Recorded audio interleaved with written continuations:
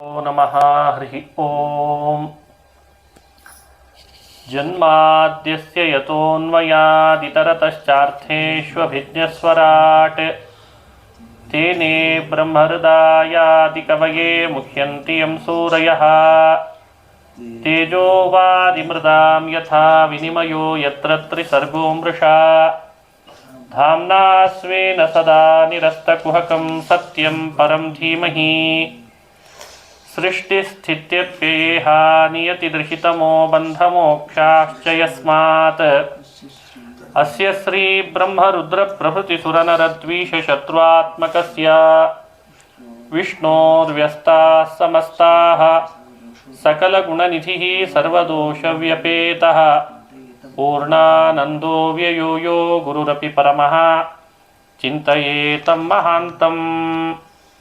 ನಾರಾಯಣಂ ನಮಸ್ಕೃತ್ಯ ನರಂ ಚೈವ ನರೋತ್ತಮಂ ದೇವೀಂ ಸರಸ್ವತೀಂ ವ್ಯಾಸಂ ತತೋ ಜಯಮುದೀರಯೇತ್. ಅಭ್ರಮಂ ಭಂಗರಹಿತಂ ಅಜಡಂ ವಿಮಲಂ ಸದಾ ಆನಂದತೀರ್ಥಮತುಳಂ ಭಜೆ ತಾಪತ್ರಯಾಪಹಂ.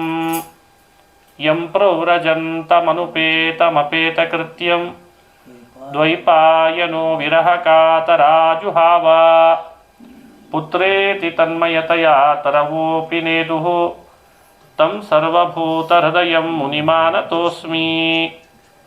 ಮೂಕೋಪಿ ಯತ್ಪ್ರಸಾದೇನ ಮುಕುಂದಶಯನಾಯತೆ ರಾಜರಾಜಾಯತೆ ರಿಕ್ತೋ ರಾಘವೇಂದ್ರಂ ತಮಾಶ್ರಯೇ. ಆಪಾದಮೌಲಿಪರ್ಯಂತಂ ಗುರುಣಾಮಾಕೃತಿಂ ಸ್ಮರೇತ್ ತೇನ ವಿಘ್ನಾಃ ಪ್ರಣಶ್ಯಂತಿ ಸಿದ್ಧ್ಯಂತಿ ಚ ಮನೋರಥಾಃ. ಸ್ವಸ್ತ್ಯಸ್ತು ಅಶೇಷಸತಾಂ ಸನ್ಮಂಗಲಾನಿ ಭವಂತು. ಶ್ರೀ ಹರಿವಾಯು ಗುರುಗಳ ಚರಣಾರವಿಂದಗಳಲ್ಲಿ ಭಕ್ತಿಪೂರ್ವಕ ಪ್ರಣಾಮಗಳನ್ನು ಅರ್ಪಿಸಿ ಶ್ರೀಮದ್ ಭಾಗವತ ಮಹಾಪುರಾಣದ ದಶಮಸ್ಕಂಧದ ಚಿಂತನೆಯನ್ನು ಮಾಡ್ತಾ ಇದ್ದೇವೆ. ಕೃಷ್ಣ ಪರಮಾತ್ಮ ಭೂಭಾರ ಹರಣ ಆಗಬೇಕು, ಧರ್ಮದ ಸ್ಥಾಪನೆ ಆಗಬೇಕು ಅಂತ ತಾನು ಅವತಾರ ಮಾಡಿದ ಅಂತ ಸಂದರ್ಭ ಬಂತು. ಶ್ರೀಕೃಷ್ಣ ಅವತಾರ ಮಾಡಿದಾಗ ವಸುದೇವ ದೇವಕಿಯರು ಸ್ತೋತ್ರ ಮಾಡಿದ್ದಾರೆ. ಕೃಷ್ಣಾವತಾರ ಆದದ್ದು ರೋಹಿಣಿ ನಕ್ಷತ್ರ, ರಾತ್ರಿ ಚಂದ್ರೋದಯ ಕಾಲದಲ್ಲಿ ಕೃಷ್ಣ ಅವತಾರ ಮಾಡಿದ. ಕಾಲ ನಕ್ಷತ್ರ ತಿಥಿಗಳನ್ನು ತನ್ನ ಅಧೀನದಲ್ಲಿ ಇಟ್ಟುಕೊಂಡಿರ್ತಾನೆ ಭಗವಂತ. ನಾವೆಲ್ಲ ಇದೇ ಕಾಲದಲ್ಲಿ ಹುಟ್ಟಬೇಕು ಅಂದರೆ ನಮಗೆ ಅವಕಾಶ ಇಲ್ಲ. ಕಾಲ ನಮ್ಮ ಅಧೀನ ಅಲ್ಲ, ತಿಥಿ ನಮ್ಮ ಅಧೀನ ಅಲ್ಲ, ನಕ್ಷತ್ರ ನಮ್ಮ ಅಧೀನ ಅಲ್ಲ. ಆದರೆ ಭಗವಂತನಿಗೆ ಕಾಲ, ದೇಶ, ನಕ್ಷತ್ರ, ತಿಥಿ ಎಲ್ಲ ಅದರ ಅಭಿಮಾನಿಗಳು ದೇವರ ಅಧೀನ. ಅದಕ್ಕೆ ಭಾಗವತೋ ಪ್ರಮಾಣ. ದ್ರವ್ಯಂ ಕರ್ಮಚ ಕಾಲಶ್ಚ ಸ್ವಭಾವೋ ಜೀವಯೇವಚ ಅಂತಾರೆ. ಇಂಥ ಕಾಲದಲ್ಲಿ ನಾನು ಅವತರಿಸ್ತೇನೆ ಅಂತ ಸಂಕಲ್ಪ ಮಾಡಿದ, ಅದೇ ಕಾಲದಲ್ಲಿ ಅವತಾರ ಮಾಡಿದ. ಈ ಅರ್ಥದಲ್ಲಿಯೂ ಭಗವಂತನ ಪಾರಮ್ಯವನ್ನು ಭಾಗವತ ಅನುಸಂಧಾನ ಮಾಡಿಸ್ತದೆ. ಅವತರಿಸಿದ ಭಗವಂತ ಹೇಗಿದ್ದ ನೋಡಿದವರು ಮೊದಲು ಯಾರು? ವಸುದೇವ ದೇವಕಿ. ಹಾಗಾಗಿ ಅವರ ಪ್ರತ್ಯಕ್ಷವೇ ಆಧಾರ ಅಂತ ಅರ್ಥ. ಯಾವುದು ನಿರಾಧಾರವಾದ ವಿಷಯಗಳಲ್ಲ. ಭಗವಂತನ ಜನ್ಮ ಆದಾಗ ಹೀಗೇ ಇದ್ದ ಅಂತ ಯಾರಾದರೂ ಒಬ್ಬರು ಪ್ರತ್ಯಕ್ಷವಾಗಿ ನೋಡಿರಬೇಕಲ್ಲ. ಅದನ್ನು ನೋಡಿದವನು ಯಾರು? ವಸುದೇವ. ಹೇಗಿದ್ದ ಕೃಷ್ಣ? ಅವನ ಪ್ರತ್ಯಕ್ಷಕ್ಕೆ ಸೆರೆ ಹಿಡಿದದ್ದು. ತಮದ್ಭುತಂ ಬಾಲಕಮಂಬುಜೇ ಕ್ಷಣಂ ಚತುರ್ಭುಜಂ ಶಂಖಗದಾರ್ಯುಧಾಯುಧಂ ಶ್ರೀವತ್ಸ ಲಕ್ಷ್ಮಂ ಗಲಶೋಭಿಕೌಸ್ತುಭಂ ಪೀತಾಂಬರಂ ಸಾಂದ್ರಪಯೋಧ ಸೌಭಗಂ ಮಹಾರ್ಯ ವೈಡೂರ್ಯ ಕಿರೀಟ ಕುಂಡಲತ್ವಿಷಾ ಪರಿಷ್ವಕ್ತ ಸಹಸ್ರಕುಂತಲಂ ಉದ್ದಾಮ ಕಾಂತ್ಯಂಗದ ಕಂಕಣಾದಿಭಿಃ ವಿರೋಚಮಾನಂ ವಸುದೇವ ಐಕ್ಷತ. ಐಕ್ಷತ ಅಂತ ಭಾಗವತ ಹೇಳ್ತದೆ.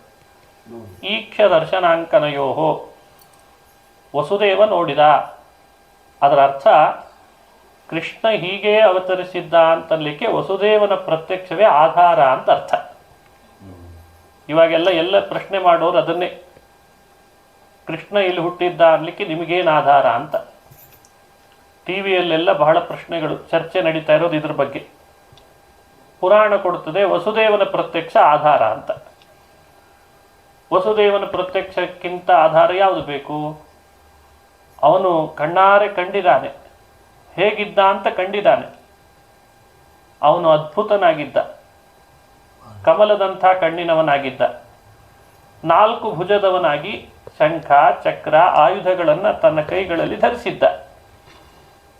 ಕುತ್ತಿಗೆಯಲ್ಲಿ ಕೌಸ್ತುಭಮಣಿ, ವಕ್ಷಸ್ಥಳದಲ್ಲಿ ಶ್ರೀವತ್ಸ ಅಂತ ಚಿಹ್ನೆ, ಪೀತಾಂಬರ ಹುಟ್ಟಿದ್ದ, ಕೈಗಳಿಗೆ ಕಡಗ ಕಾಲಿಗೆ ಕಡಗ ಹಾಕ್ಕೊಂಡಿದ್ದ, ಮೋಡದಂಥ ಮೈಬಣ್ಣ, ಗುಂಗುರು ಗುಂಗುರು ಕೂದಲು, ವಜ್ರಖಚಿತವಾದ ಕಿರೀಟವನ್ನು ಧರಿಸಿದ್ದ.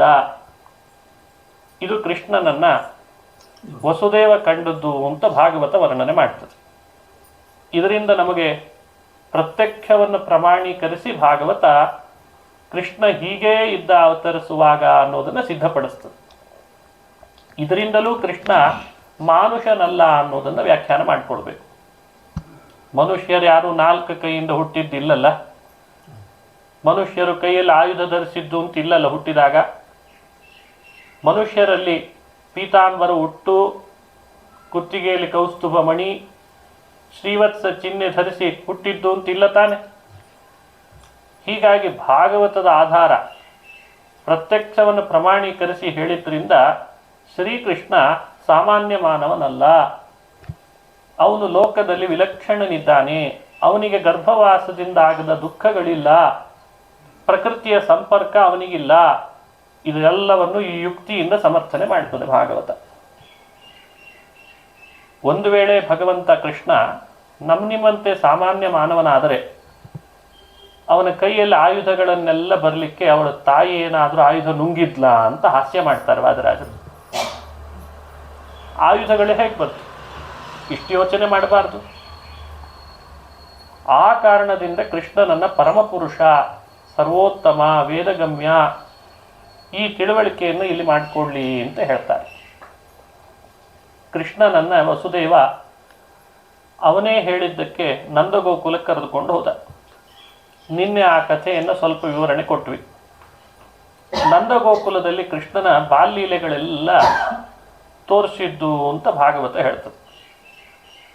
ಅದರ ನಿಜವಾದ ನಿರ್ಣಯ ಏನು, ಅದರ ಅರ್ಥ ಏನು, ಯಾಕೆ ಹಾಗೆ ಮಾಡಿದ ಕೃಷ್ಣ? ದೇವಲೋಕದಲ್ಲಿರೋ ದೇವತೆಗಳೆಲ್ಲ ವಿದ್ಯಾರ್ಥಿಗಳಂತೆ. ಕೃಷ್ಣನೇ ಒಬ್ಬ ಅಧ್ಯಾಪಕ. ನಂದಗೋಕುಲ ಒಂದು ಕ್ಲಾಸ್ ರೂಮ್ ಅಂತೆ, ಕಕ್ಷಾ ಕೊಠಡಿ. ಕೊಠಡಿಯಲ್ಲಿ ಪಾಠ ಮಾಡಲಿಕ್ಕೆ ಅಧ್ಯಾಪಕರು ಬರ್ತಾರೆ. ಹೀಗೆ ಹೀಗೆ ಅಂತ ವಿಷಯಗಳನ್ನು ತಿಳಿಸ್ತಾರೆ. ಆದರೆ ಪ್ರಾಕ್ಟಿಕಲ್ ಆಗಿ ತೋರಿಸೋದು ಬಹಳ ವಿರಳ. ಭಗವಂತ ದೇವತೆಗಳನ್ನು ನೀವು ಮನುಷ್ಯರಾಗಿ ಭೂಮಿಯಲ್ಲಿ ಮುಂದೆ ಅವತಾರ ಮಾಡಲಿಕ್ಕೆ ಇರ್ತದೆ, ನಾನು ದೇವತೆ ಅಂತ ಮನುಷ್ಯರ ಮಧ್ಯದಲ್ಲಿ ಬಂದಾಗ ತೋರ್ಗೊಡ್ಬಾರ್ದು, ಹೇಗೆ ನಟನೆ ಮಾಡಬೇಕು ಅಂತನ್ನೋದನ್ನು ತಾನೇ ಮಾಡಿ ತೋರಿಸಿದ. ಇದು ಕೃಷ್ಣನ ಬಾಲ್ಯಲೀಲೆಯ ನಿರ್ಣಯ ಅಂತಾರೆ ಭಗವತ್ಪಾದರು. ಕ್ಲಾಸ್ ರೂಮು, ಅಲ್ಲಿ ಸರಿಯಾದ ಬೋರ್ಡ್ ಹಾಕಿ ಚಾಕ್ ಪೀಸ್ ಇಟ್ಕೊಂಡು ಭಗವಂತ ಪಾಠ ಮಾಡಲಿಲ್ಲ. ಆದರೆ ಆಕಾಶದಲ್ಲಿ ದೇವತೆಗಳೆಲ್ಲ ಬಂದು ನಿಂತಿದ್ದಾರಂತೆ. ಕೃಷ್ಣ ಹೇಗೆ ತೋರ್ತಾನೆ? ಯಾಕಂದ್ರೆ 14 ಲೋಕದ ಒಡೆಯ. ಇಲ್ಲಿ ನೋಡಿದರೆ ಬಟ್ಟೆ ಗಿಟ್ಟೆ ಹಾಕ್ಕೊಳ್ತಿರ್ಲಿಲ್ಲ, ಬರೇ ಮೈ ಮೇಲೆ ಇರ್ತಿದ್ದ. ಎದೆ ಹಾಲು ಪಾನ ಮಾಡ್ತಿದ್ದ, ಯಶೋದೆ ಎದೆ ಹಾಲು. ಹಸಿವೆ ಆಗಿದೆಯೋ ಇಲ್ವೋ ಅಂತ ಯೋಚನೆನೂ ಇಲ್ಲ. ಪೂರ್ಣ ಮದಃ ಪೂರ್ಣಾತ್ ಪೂರ್ಣ ಮದುಚ್ಯತೆ, ನಿತ್ಯ ತೃಪ್ತ. ನಿತ್ಯ ತೃಪ್ತನಾದ ಕೃಷ್ಣ ಹಾಲು ಹೇಗೆ ಪಾನ ಮಾಡ್ತಾನೆ, ಮೊಸರು ಹೇಗೆ ಕುಡಿತಾನೆ? ಹಸಿವೆ ಆದವನಿಗೆ ಅದರ ಅವಶ್ಯಕತೆ ಇದೆ. ಹಾಗಾಗಿ ಕೃಷ್ಣನ ಈ ಎಲ್ಲ ಪ್ರತಿಯೊಂದು ಘಟನೆಗಳು ದೇವತೆಗಳಿಗೆ ಶಿಕ್ಷಣ ಆಯಿತು ಅಂತ ಭಗವತ್ಪಾದರು ನಿರ್ಣಯ ಕೊಡ್ತಾರೆ, ಬೇರೆ ಪ್ರಮಾಣಕ್ಕೆ ಅನುಗುಣ. ಹಾಲು ಕದ್ದ ಅಂತಂದ್ರೆ ಅರ್ಥ ಇನ್ನೊಂದು. ಹಾಲಿನ ಹಿಂದೆ, ಮೊಸರಿನ ಹಿಂದೆ ಭಗವಂತ ಯೋಚನೆ ಮಾಡಿದ್ದು ಬೇರೆ ಅಂತಾರೆ ಭಗವತ್ಪಾದರು. ಗೋಪಿಕಾ ಸ್ತ್ರೀಯರು ಎಲ್ಲ ಭಗವದ್ಭಕ್ತರೇ. ಅವರೆಲ್ಲ ಅಪ್ಸರಾ ಸ್ತ್ರೀಯರು. ಅಪ್ಸರೆಯರಿಗೆ ಭಗವಂತನನ್ನು ಉಪಾಸನೆ ಮಾಡುವ ಪದ್ಧತಿ ಬೇರೆ. ಅಧಿಕಾರ ಭೇದವನ್ನು ಭಗವತ್ಪಾದರು ತಾತ್ಪರ್ಯದಲ್ಲಿ ಹೇಳ್ತಾರೆ. ಗಂಗಾದಿ ಸಮಸ್ತ ನದಿಗಳು ಭಗವಂತನನ್ನು ತಮ್ಮ ಮಾವ ಅಂತ ಉಪಾಸನೆ ಮಾಡಿ ಮುಕ್ತಿ ಪಡಿಬೇಕಂತೆ. ಹಾಗೆ ಉಪಪತಿ ಅಂತ ಉಪಾಸನೆ ಮಾಡಿ ಅಪ್ಸರಾ ಸ್ತ್ರೀಯರು ಮುಕ್ತಿ ಪಡಿಬೇಕು ಅಂತ ರಹಸ್ಯ ಇದೆ. ವಸುದೇವ ದೇವಕಿಯರು ಪರಬ್ರಹ್ಮನನ್ನ ಮಗನೆಂದು ಉಪಾಸನೆ ಮಾಡಿ ಮುಕ್ತಿ ಪಡೀಲಿಕ್ಕೆ ಹೇಳ್ತಾರೆ. ಹೀಗೆ ಭಾಗವತ ತಾತ್ಪರ್ಯದಲ್ಲಿ ಭಗವತ್ಪಾದರು ವಿಶೇಷ ಪ್ರಮಾಣವನ್ನು ಉದಾಹರಿಸಿದ್ರಿಂದ ಅಪ್ಸರಾ ಸ್ತ್ರೀಯರಿಗೆ ಒಂದು ವಿಶೇಷವಾದ ಸ್ಥಾನ, ಮೋಕ್ಷ ಇದೆ, ಭಗವಂತನ ವಿಶೇಷ ಜ್ಞಾನ ಇದೆ, ಅವರಿಗೆಲ್ಲ ಜ್ಞಾನ ಇದೆ, ಪರಮಾತ್ಮ ಸಾಕ್ಷಾತ್ಕಾರ ಆಗಿದೆ. ಆದರೆ ಅವರಿಗೊಂದು ಆಸೆ, ನಿಯತಪತಿ ಅನ್ನೋ ವ್ಯವಸ್ಥೆ ಇಲ್ಲ. ನಿಯತಪತಿ ಅನ್ನೋ ವ್ಯವಸ್ಥೆ ಇಲ್ಲದೇ ಹೋದರೂ ಆ ಸ್ತ್ರೀಯರಿಗೆ ಭಗವಂತ ಉಪಪತಿ ಅಂತ ಉಪಾಸನೆ ಮಾಡಿಯೂ ಮುಕ್ತಿಯನ್ನು ಕೊಡ್ತಾನೆ ಅಂತ ಭಾಗವತ್ ತಾತ್ಪರ್ಯದಲ್ಲಿ ಭಗವತ್ಪಾದರು ಹೇಳ್ತಾರೆ. ಅವರ ಆಸೆ ಏನು? ವಿಷ್ಣುನನ್ನು ತಪಸ್ಸು ಮಾಡಿ ಕೇಳಿಕೊಂಡ್ರು, ಹೇ ಭಗವಂತ, ನಿನ್ನ ಅಂಗಸ್ಪರ್ಶ ನಮಗೆ ಕೊಡು ಅಂತ. ಅಪ್ರಾಕೃತನಾದ ಚಿನ್ಮಯನಾದ ಶ್ರೀಹರಿ ತನ್ನ ಅಂಗಸ್ಪರ್ಶ ಹೇಗೆ ಕೊಡ್ಲಿಕ್ಕೆ ಸಾಧ್ಯ? ಇದು ಅಶ್ಲೀಲ ಅಲ್ಲ, ಇದು ಅಸಹ್ಯ ಅಲ್ಲ, ಇದು ಕಾಮ ಅಲ್ಲ. ನೈಜ ಭಕ್ತಿಯಿಂದಲೇ ಭಗವಂತನನ್ನು ತಪಸ್ಸು ಮಾಡಿ ಅಪ್ಸರೆಯರು ಕೇಳ್ತಾರೆ. ಕರುಣಾಸಾಗರ ಭಕ್ತವತ್ಸಲನಾದ ಶ್ರೀಹರಿ, ಭೂಮಿಯಲ್ಲಿ ನೀವೆಲ್ಲ ಗೋಪಿಕೆಯರಾಗಿ ಹುಟ್ಟ್ರಿ, ವಿವಾಹ ಮಾಡಿಕೊಳ್ಳ್ರಿ, ಸ್ತ್ರೀಯರಾಗಿ ವಿವಾಹ ಮಾಡಿಕೊಂಡು ನಿಮಗೆ ಅಂತ ಒಬ್ಬ ಪತಿ ಇರಲಿ, ನಾನು ಅವತಾರ ಮಾಡ್ತೀನಿ, ನಾನು ಉಪಪತಿ ಅಂತ ಆಗ್ತೇನೆ, ನಿಮ್ಮ ಉಪಾಸನೆಯ ಬಾಗಿಲೇ ಅದಾಗಿದೆ. ಇದನ್ನು ಗೊತ್ತಿಲ್ಲದೆ ಇದ್ದವರು ಗೋಪಿಕೆಯರ ಬಗ್ಗೆ, ಕೃಷ್ಣನ ಬಗ್ಗೆ ಅಶ್ಲೀಲವಾದ ಅಸಹ್ಯವಾದ ತಿಳುವಳಿಕೆ ಮಾಡಿಕೊಳ್ತಾರೆ. ಅವರಿಗೆ ಅಂಧಂತಮಸ್ಸಿದೆ ಅಂತ ನರಕ ಹೇಳ್ತದೆ. ಇದು ತಾತ್ಪರ್ಯದ ವೈಶಿಷ್ಟ್ಯ. ಭಗವಂತನ ಅತ್ಯದ್ಭುತವಾದ ಮಹಿಮೆ ಅಂದರೆ ಗೋಪಿಕಾ ಸ್ತ್ರೀಯರ ಜೊತೆಗೆ ವಿಹಾರ ಮಾಡಿದ್ದಂತೆ. ಕೇವಲ ಸ್ಪರ್ಶ ಮಾತ್ರವೇ ಅವರಿಗೆ ಆನಂದವನ್ನು ಉಂಟು ಮಾಡ್ತದಂತೆ. ಲೋಕದಲ್ಲಿ ಸ್ತ್ರೀ ಪುರುಷರ ಸಂಬಂಧದಂತೆ ಭಗವಂತನ ಸಂಬಂಧ ಅಲ್ಲ. ಅವನ ಅಪ್ರಾಕೃತ, ಅವನು ಚಿನ್ಮಯ, ಅಪ್ಸರೆಯರ ಹೃದಯದಲ್ಲಿ ಬಿಂಬನಾಗಿ ಸನ್ನಿಹಿತನಾದವ. ಹಾಗಾಗಿ ಉಪಾಸಕರಾದವರು ಈ ರಹಸ್ಯ ತಿಳಿದೇ ಭಗವಂತನ ಮಹಿಮೆಯನ್ನು ಕೇಳಬೇಕು ಅಂತ ಹೇಳ್ತಾರೆ ಭಗವತ್ಪಾದರು. ಇದಾದ ಮೇಲೆ ಪರಮಾತ್ಮ ಅಂದ, ಅಪ್ರಾಕೃತವಾದ ನನ್ನ ದೇಹ ಸ್ಪರ್ಶ ನಿಮಗಾಗಬೇಕಾದ್ರೆ, ಅಥವಾ ನಾನು ನಿಮ್ಮನ್ನು ಸ್ಪರ್ಶ ಮಾಡಬೇಕಾದ್ರೆ ಲಕ್ಷ್ಮೀ ಸನ್ನಿಧಾನ ಇಲ್ಲದ ಹೊರತು ನಾನು ಸ್ಪರ್ಶ ಮಾಡಲ್ಲ ಅಂದ ಭಗವಂತ. ಋತೇ ರಮಾಂ ಜಾತು ಮಮ ಅಂಗಸಂಗ ಯೋಗ್ಯಾಂಗನಾನೈವ ಸುರಾಲಯೇಪಿ. ಇದು ಭಗವಂತನ ಮಾತು. ಪರಮಾತ್ಮ ಎಷ್ಟು ಪರಿಶುದ್ಧನಿದ್ದಾನೆ, ಎಷ್ಟು ಅವನ ವ್ಯಕ್ತಿತ್ವ ಅಪಾರವಾಗಿದೆ ಅನ್ನಲಿಕ್ಕೆ ಈ ಮಾತುಗಳೆಲ್ಲ ನಿದರ್ಶನ ಅಂತಾರೆ. ರಮಾಮೃತೆ ಸುರಾಲಯೇಪಿ ಯೋಗ್ಯ ಅಂಗನ ನೈವ ಅಂತ ಅದರ ಅರ್ಥ. ಲಕ್ಷ್ಮಿಯನ್ನು ಬಿಟ್ಟು ದೇವಲೋಕದಲ್ಲಿಯೂ ಕೂಡ ನನ್ನ ಅಂಗಸ್ಪರ್ಶ ಮಾಡಿಸಿಕೊಳ್ಳುವ ದೇವತಾಸ್ತ್ರೀಯೂ ಹುಟ್ಟಿಲ್ಲ ಅಂತ ಅರ್ಥ. ದೇವತಾಸ್ತ್ರೀಯರಿಗೆ ಈ ಭಾಗ್ಯ ಇಲ್ಲ ಅಂದಮೇಲೆ ಇನ್ನು ಮನುಷ್ಯರ ಪಾಡಿ ಏನು ಅಂತ ಯೋಚನೆ ಮಾಡಬೇಕಲ್ಲ. ಆದರೆ ಲಕ್ಷ್ಮೀ ಸನ್ನಿಧಾನ ಬರುವಂತ ಆಗಬೇಕು. ಅದಕ್ಕೆ ಅಪ್ಸರೆಯರೆಲ್ಲ ವಿಷ್ಣುನನ್ನು ತಪಸ್ಸು ಮಾಡಿದ್ರು ಸಾವಿರಾರು ವರ್ಷ. ಭಗವಂತನ ಮಾತು ಕೇಳಿ ಲಕ್ಷ್ಮೀ ಸನ್ನಿಧಾನಕ್ಕಾಗಿ ಅಂತ ಅವಳನ್ನು ತಪಸ್ಸು ಮಾಡಿದ್ರಂತೆ. ಯಾವ್ಯಾವ ಸಮಯದಲ್ಲಿ ಲಕ್ಷ್ಮೀ ಸನ್ನಿಧಾನ ಗೋಪಿಕೆಯರಲ್ಲಿ ಬರ್ತದೆ ಅಂತಿತ್ತೋ ನಿಗದಿತ. ಅದು ಕೂಡ ನಿನ್ನೆ ಆ ಪ್ರೋಗ್ರಾಮ್ ವ್ಯವಸ್ಥೆ ಹೇಳಿದ್ದೇನೆ. ಇಂತಿಂಥ ಸಮಯದಲ್ಲಿ ಮಾತ್ರ ಗೋಪಿಕೆಯರಲ್ಲಿ ಲಕ್ಷ್ಮೀ ಸನ್ನಿಧಾನ ಅಂತ. ಅದು ಕಾದಾಚಿತ್ಕ ಅಂತ ಪ್ರಮಾಣ ಹೇಳ್ತದೆ, ಅದು ಸಾರ್ವತ್ರಿಕ ಅಲ್ಲ. ಹಾಗಾಗಿ ಭಗವಂತ ಕಾದಾಚಿತ್ಕ ವ್ಯವಸ್ಥೆಗೆ ತನ್ನನ್ನೂ ತಾನು, ಅದೇ ಶರದೃತು, ಅಚ್ಚ ಆಕಾಶ, ಸ್ವಚ್ಛ ಬೆಳದಿಂಗಳು, ಚಂದ್ರ ಬಂದಾಗ ಕೊಳಲಿನ ನಾದದ ನೆಪ ಮಾಡಿ ಯಾರೊಬ್ಬರನ್ನೂ ಮನೆಗೆ ಹೋಗಿ ಬನ್ನಿ ಬನ್ನಿ ಅಂತ ಕರೆಯದೇನೆ ಏಕಕಾಲದಲ್ಲಿ ಬಹುರೂಪನಾಗಿ ಗೋಪಿಕೆಯರ ಜೊತೆಯಲ್ಲಿ ವಿಹಾರ ಮಾಡಿದ. ಇದು ಗೋಪಿಕಾ ಸ್ತ್ರೀಯರೊಟ್ಟಿಗೆ ಮಾಡಿದ ರಾಸಲೀಲೆ. ಒಬ್ಬನೇ ಅನೇಕ ರೂಪಗಳನ್ನು ಧಾರಣೆ ಮಾಡಿದ. ಒಬ್ಬಳು ಗೋಪಿಕೆ, ಮತ್ತೊಬ್ಬ ಕೃಷ್ಣ, ಮತ್ತೊಬ್ಬ ಗೋಪಿಕೆ, ಮಗದೊಬ್ಬ ಕೃಷ್ಣ. ಯಾರೊಬ್ಬ ಗೋಪಿಕೆಯರಿಗೂ ಕೂಡ ಅವರವರ ಅಭಿಲಾಷೆಗೆ ನ್ಯೂನತೆ ಬರಲಿಲ್ಲ. ನನ್ನ ಅಭಿಲಾಷೆ ಪೂರ್ಣ ಆಗಲಿಲ್ಲ ಅಂತ ಅನಿಸ್ಲಿಲ್ಲ. ಆ ಸಮಯದಲ್ಲಿ ಲಕ್ಷ್ಮೀ ಸನ್ನಿಧಾನ ಆಗಿತ್ತಂತೆ. ಭಗವತ್ಪಾದರು ಹೇಳ್ತಾರೆ ಭಾಗವತ್ ತಾತ್ಪರ್ಯದಲ್ಲಿ, ಕೃಷ್ಣ ನುಡಿಸುವ ಕೊಳಲಿನಲ್ಲಿಯೂ ಅಷ್ಟು ಹತ್ರ ಕೃಷ್ಣನ ಅಧರಾಮೃತವನ್ನು ಅದಕ್ಕೆ ಉಣಿಸ್ಬೇಕಾದ್ರೆ ಅದರಲ್ಲಿ ಏನೋ ಒಂದು ಮಹತ್ವ ಇರಬೇಕಲ್ಲ. ಶ್ರೀದೇವಿ ಅನ್ನೋ ಲಕ್ಷ್ಮೀದೇವಿ ರೂಪ ಇಟ್ಟಿದ್ಲಂತೆ. ಶ್ರೀದೇವಿ ವೇಣುಂ ಆವಿಶ್ಯ, ಇದು ಭಾಗವತ ತಾತ್ಪರ್ಯ. ಶ್ರೀದೇವಿ ವೇಣುಂ ಆವಿಶ್ಯ, ವೇಣು ಅಂದರೆ ಕೊಳಲು. ಹಾಗಾಗಿ ಆ ವೇಣುವಿಗೆ ಶ್ರೀದೇವಿಯ ಸನ್ನಿಧಾನ ಇದ್ದದರಿಂದ ಕೃಷ್ಣನ ಕೆಳತುಟಿ ತನಕ ಹೋಗೋ ಭಾಗ್ಯ ಬಂತಂತೆ. ಅದು ಸಾಮಾನ್ಯ ಬಿದರಲ್ಲಪ್ಪ ಅಂತ ಭಾಗವತ್ ತಾತ್ಪರ್ಯದಲ್ಲಿ ನಮಗೆ ಉಪಾಸನೆ ಮಾಡಿಸ್ತಾರೆ ಭಗವತ್ಪಾದರು. ಈ ತತ್ವಗಳನ್ನು ತಿಳಿದೇ ಕೃಷ್ಣನ ಕಥೆಯನ್ನು ಅನುಸಂಧಾನ ಮಾಡಬೇಕು. ಒಂದು ವೇಣು ಕೃಷ್ಣನ ಅಧರಾಮೃತದ ಹತ್ರ ಹೋಗಬೇಕಾದ್ರೇ ಶ್ರೀದೇವಿ ಬರಬೇಕು ಅಂತಂದರೆ, ಇನ್ನು ಗೋಪಿಕಾ ಸ್ತ್ರೀಯರಿಗೆಲ್ಲ ಕೃಷ್ಣನ ಸ್ಪರ್ಶ ಆಗಬೇಕಾದ್ರೆ ಲಕ್ಷ್ಮೀ ಸನ್ನಿಧಾನ ಇಲ್ಲದೆ ಇರ್ತದ? ಈ ಯುಕ್ತಿಯನ್ನು ಅರ್ಥೈಸ್ಕೊಂಡಾದರೂ ರಾಸಲೀಲೆಯನ್ನು ಕೇವಲ ಅಶ್ಲೀಲ ಅಸಹ್ಯವಾಗಿ ತಿಳಿಯದೇನೆ ಅದು ಭಕ್ತರಿಗೋಸ್ಕರ ಭಗವಂತ ಮಾಡಿದ ಲೀಲೆ ಅಂತ ಅನುಸಂಧಾನ ಮಾಡಲಿ. ಇದು ಭಾಗವತ. ವಾದರಾಜರು ಮತ್ತೊಂದು ಯುಕ್ತಿ ಹೇಳ್ತಾರೆ. ಲಕ್ಷ್ಮೀ ಶೋಭಾನೆಯಲ್ಲಿ ಹೇಳಿದ ಮಾತು, 10 ವರ್ಷದ ಮಕ್ಕಳ ಆಟಿಕೆಯ ವಯದಲ್ಲಿ ಚಿತ್ತ ಪೊರಗುವುದೇ ಅಂತ ಆಕ್ಷೇಪಿಸ್ತಾರೆ ವಾದಿಗಳಿಗೆ. ಕೃಷ್ಣ ರಾಸೋತ್ಸವ ನಡೆಸಿದ್ದಿದೆ ಅಲ್ಲ ಗೋಪಿಕೆಯರೊಟ್ಟಿಗೆ, ಅದು 10 ವರ್ಷ ಆಗಿತ್ತಂತೆ. ಒಂದು ಕಾಮನ್ ಸೆನ್ಸ್ ಬೇಡ? 10 ವರ್ಷದ ಮಕ್ಕಳಿಗೆ ಹೆಣ್ಣಿನ ಮೇಲೆ ಆಸೆ ಬರ್ತದೆ ಅಂತ ಎಲ್ಲಿ ಕಂಡುಕೊಂಡಿ ನೀನು ಅಂತ ಕೇಳ್ತಾರವ್ರು. ಕೃಷ್ಣನಿಗಾಗ 10 ವರ್ಷ ವಯಸ್ಸು. 9-10ನೇ ವಯಸ್ಸಿಗೆ ಯಾವ ಮಕ್ಕಳಿಗೆ ಹೆಣ್ಣಿನ ಮೇಲೆ ಆಸೆ ಬರ್ತದೆ? ಈ ಯೋಚನೆಯೂ ಇಲ್ಲದೆ ಕೃಷ್ಣನ ಬಗ್ಗೆ ಅಪಾರ್ಥ ಮಾಡಿದೆಯಲ್ಲೋ. ಜಾರತ್ವದ ಉಪಾಸನೆ ಅವರಿಗೆ ಯೋಗ್ಯ ಅಂಥೇಳಿ ಕೃಷ್ಣ ಆ ಭಕ್ತರಿಗೋಸ್ಕರ ಮಾಡಿದ್ದೇ ಹೊರತು ತಾನು ಯಾವುದೇ ರೀತಿಯಿಂದ ಪರಿಶುದ್ಧನೇ ಹೊರತು ಅಶುದ್ಧನಲ್ಲ ಅಂತ ಭಗವತ್ಪಾದರು ತಾತ್ಪರ್ಯದಲ್ಲಿ ಚಿಂತನೆ ಮಾಡಿಸ್ತಾರೆ. ಇದು ರಹಸ್ಯ. ಈ ರಹಸ್ಯ ಅರ್ಥೈಸಿಕೊಂಡು ಕೃಷ್ಣಾವತಾರವನ್ನು ಚಿಂತನೆ ಮಾಡಬೇಕು. ಆ ಅಪ್ಸರೆಯರಲ್ಲಿಯೂ ಮತ್ತೆ ವಿಶೇಷತೆಗಳು. ಕೆಲವರು ಪುಣ್ಯ ಮಾಡುವಾಗ ತಮ್ಮ ಅರ್ಹತೆ ಮೀರಿ ಮಾಡಿದ್ದಾರೆ. ಕೆಲವರ ಅಪ್ಸರೆಯರು ಅರ್ಹತೆಗಷ್ಟು ಮಾಡಿರಲಿಲ್ಲ. ಈ ವಿಭಾಗವನ್ನು ಮಾಡಿಕೊಂಡು ಕೃಷ್ಣನ ಕಥೆ ಕೇಳಬೇಕು. ಅರ್ಹತೆಗೆ ಅನುಗುಣವಾಗಿ ಭಗವಂತ ತನ್ನ ಲೀಲೆಗಳನ್ನು ತೋರಿಸ್ತಾನೆ. ಭಕ್ತರಾದ ನಾವು ಭಗವಂತನ ಲೀಲೆಯನ್ನು ಆಸ್ವಾದನೆ ಮಾಡಬೇಕು. ಅದು ಕೇವಲ ಅಪ್ಸರೆಯರಿಗೆ ಮಾತ್ರ ಸಂಬಂಧಪಟ್ಟದ್ದಲ್ಲ, ಇದು ನಮ್ಮ ಮನೆಯಲ್ಲಿ ದಿನಾ ನಡೀತಿರ್ತದಂತೆ.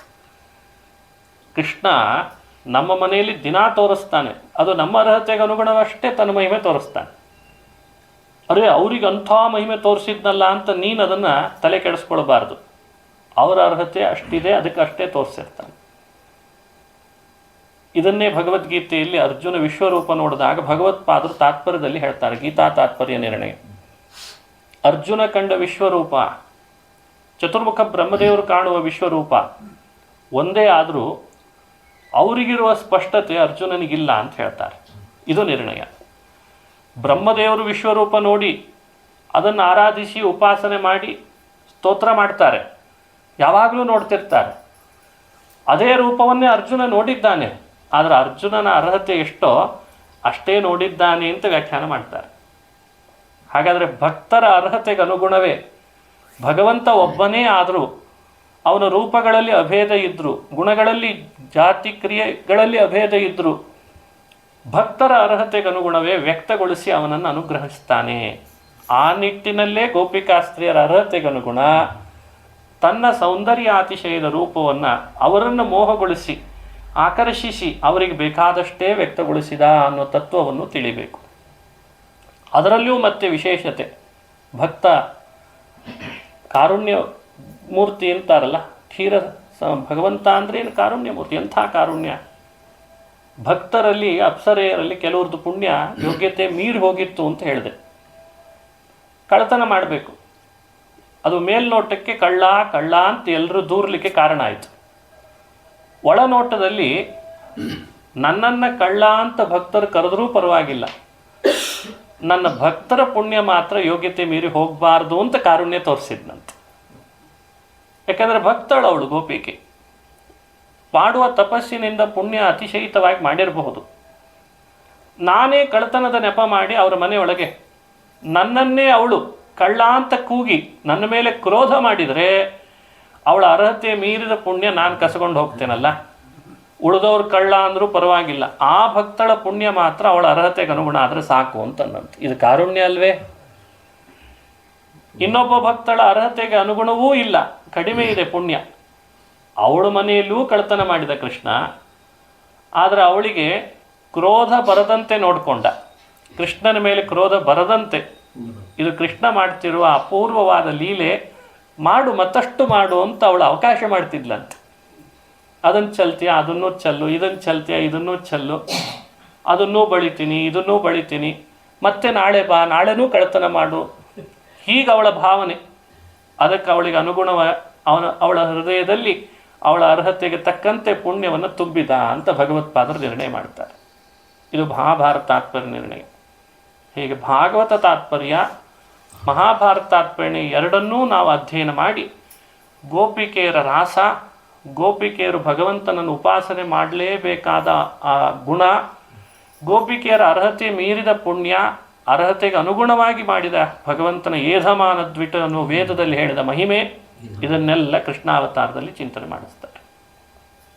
ಇದು ಯಾವುದೂ ತಿಳಿಯದೆ ಪ್ರಮಾಣಗಳನ್ನು ಅಧ್ಯಯನ ಮಾಡದೆ ಕೃಷ್ಣನ ಕಥೆಯನ್ನು ಮೇಲ್ಮೇಲ್ ಕೇಳೋದು ಹೇಳೋದು ಒಂದು ಪದ್ಧತಿ ಇದೆ.